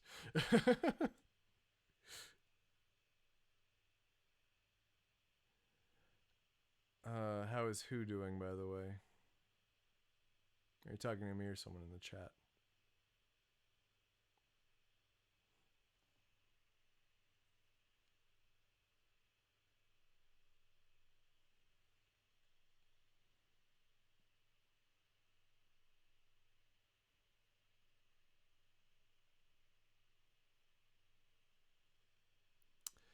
Yeah, too much work lighting those pyres, those sacrificial pyres. I don't even know where to get a goat. That's not true. I know where to get a goat. There's probably a supermarket. How was my day? It was not too bad. I had a bunch of meetings that all went pretty well. Um, Shout outs to Monica in the chat. I don't think Grace is in the chat. Shout outs to G Princess and Bardic Geek if he's still in here.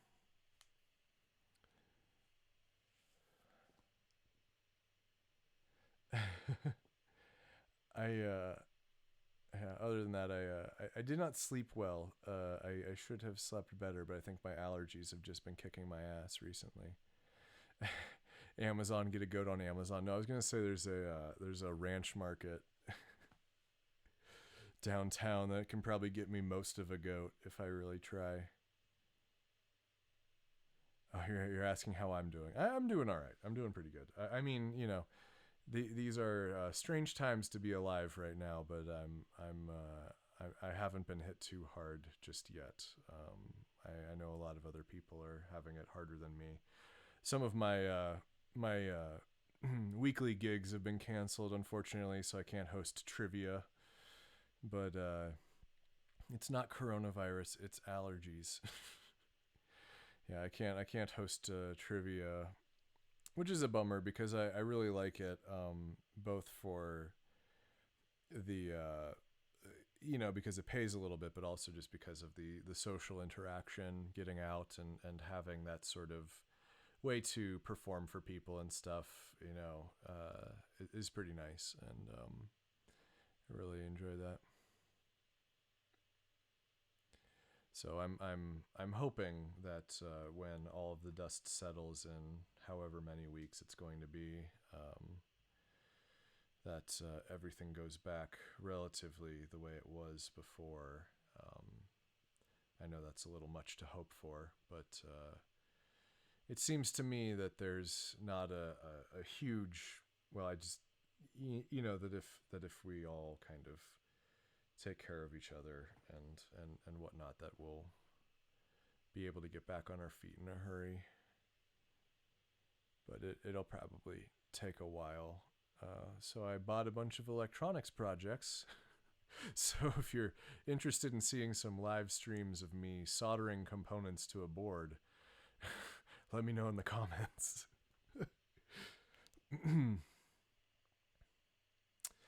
I think this next episode there's going to be some social isolation going on. I just haven't decided whether it's in poor taste to say that it has anything to do with the trudge. You would pay to play Twitch trivia if I was hosting it. How do you do that? Do people do that? Is that a thing that exists already? Yes, hopefully we'll learn something from this. I'm at least my concern is that the lesson, if there is one, will be temporary, and we're not going to think about the more systemic issues at play. But that's just me, and a lot of other people.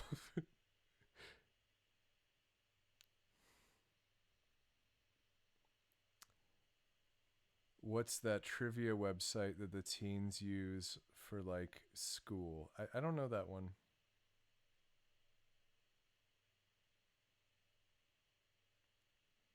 So here's the thing. I don't actually write the trivia. I just read the trivia. My friend Ryan writes the trivia.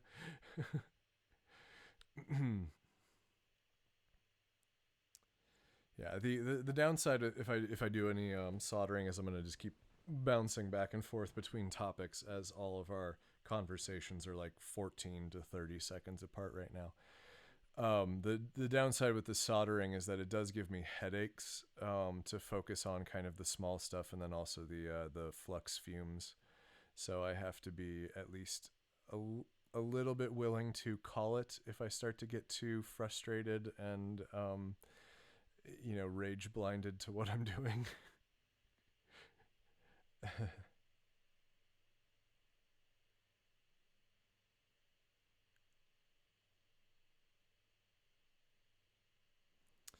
You were going to or you were launching a podcast about a plague. Here's the thing. With the amount of people that are watching all of the plague movies on Netflix right now, I know because it's recommended them to me, whether it's Contagion or I'm blanking on the really big one for some reason, but I just don't remember anything because my brain is dying or something. So anyway, uh, I would say that people might actually be kind of into it as a way to sort of feel catharsis. You might not want to hold off on that one. That seems to be the tone that people have set for their apocalypse. I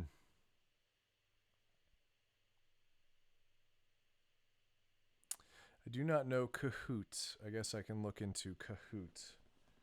Oh, if I keep staring over there, I'm gonna hurt my neck. Oh, it's a video game.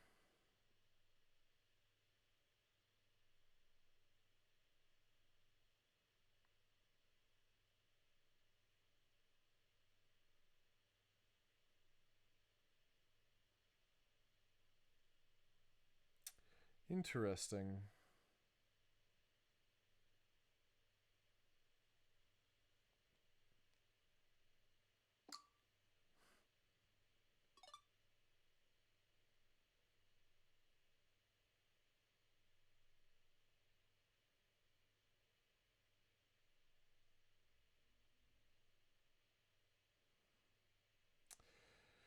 Live chat. Here we go.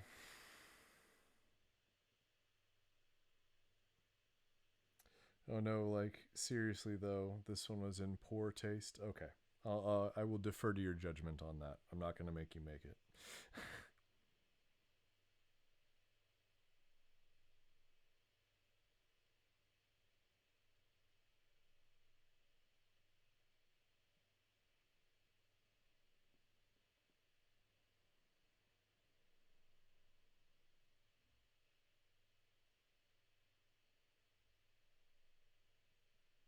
Good night, Bubba. Thanks for hanging out.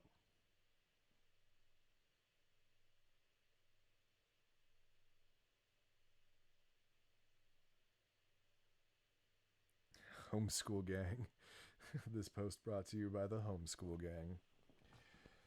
Okay, so we have just crossed over the 2-hour threshold. So here's what I'm thinking.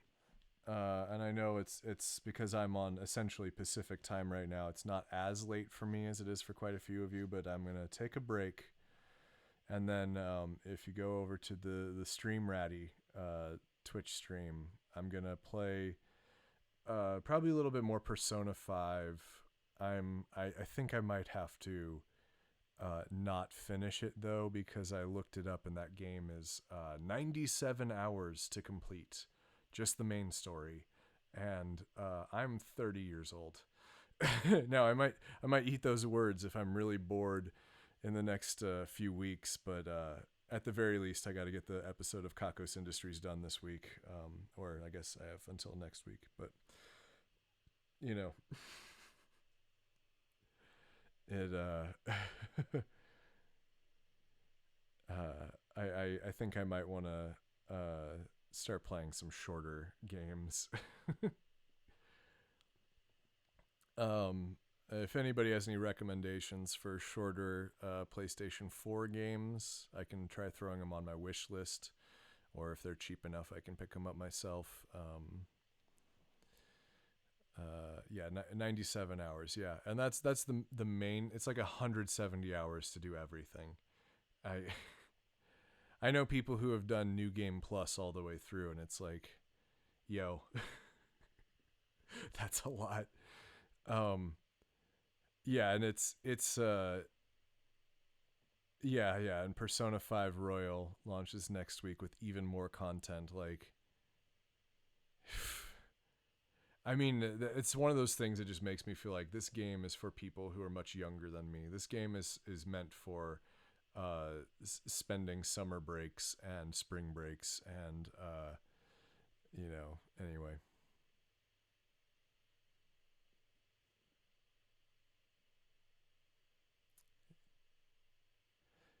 Yeah, I mean, there's a lot of what I would say is bloat in the game, and I personally feel as though it is not very respectful of the time of the people playing it. But I also understand that it's for people who like to kind of linger in a story, and they like to sort of steep in the characters and the environments, and are after that kind of slow burn. But with my my film education, it just makes me think that it needs some scissors taken to it really really badly.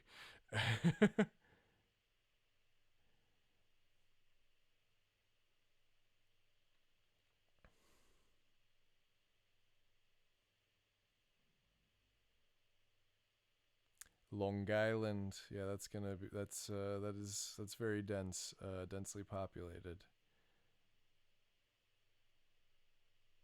Yeah, I've played Binding of Isaac. I've got it on Steam. The thing is that I'm trying to decide if I want to like actually splurge and build myself a new computer.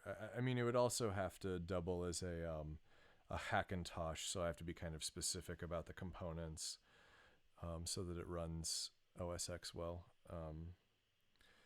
Because that's what I use, and if I'm gonna have this, beefy ass computer, then it might as well also be a render machine for my video editing and motion graphics stuff when I do it. Or for any of the streaming stuff I've done just recently, that everything has to go through Handbrake another time just to get into the right, like, just so that my editing program can run it, because I don't feel like making these 200 gigabyte ProRes files for video game streaming. Like, there's just no point in having that on my hard drive.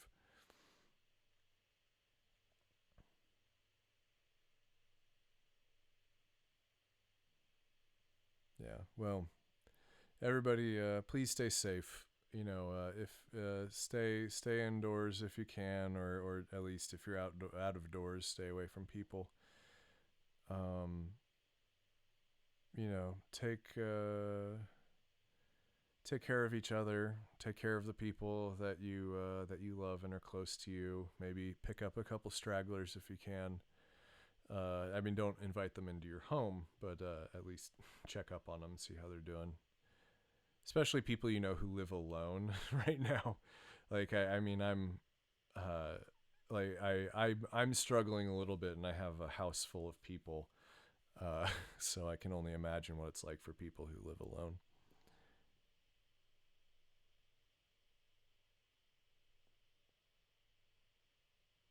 Yeah, thanks.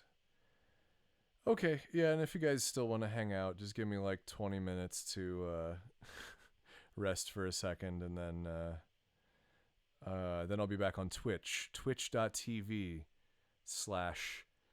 stream raddy, STREAMRADDY. It's like Dream Daddy, but not. That game I've played one time with Kristen DiMercurio in New York. I do have a key for it though, so I can play it sometime.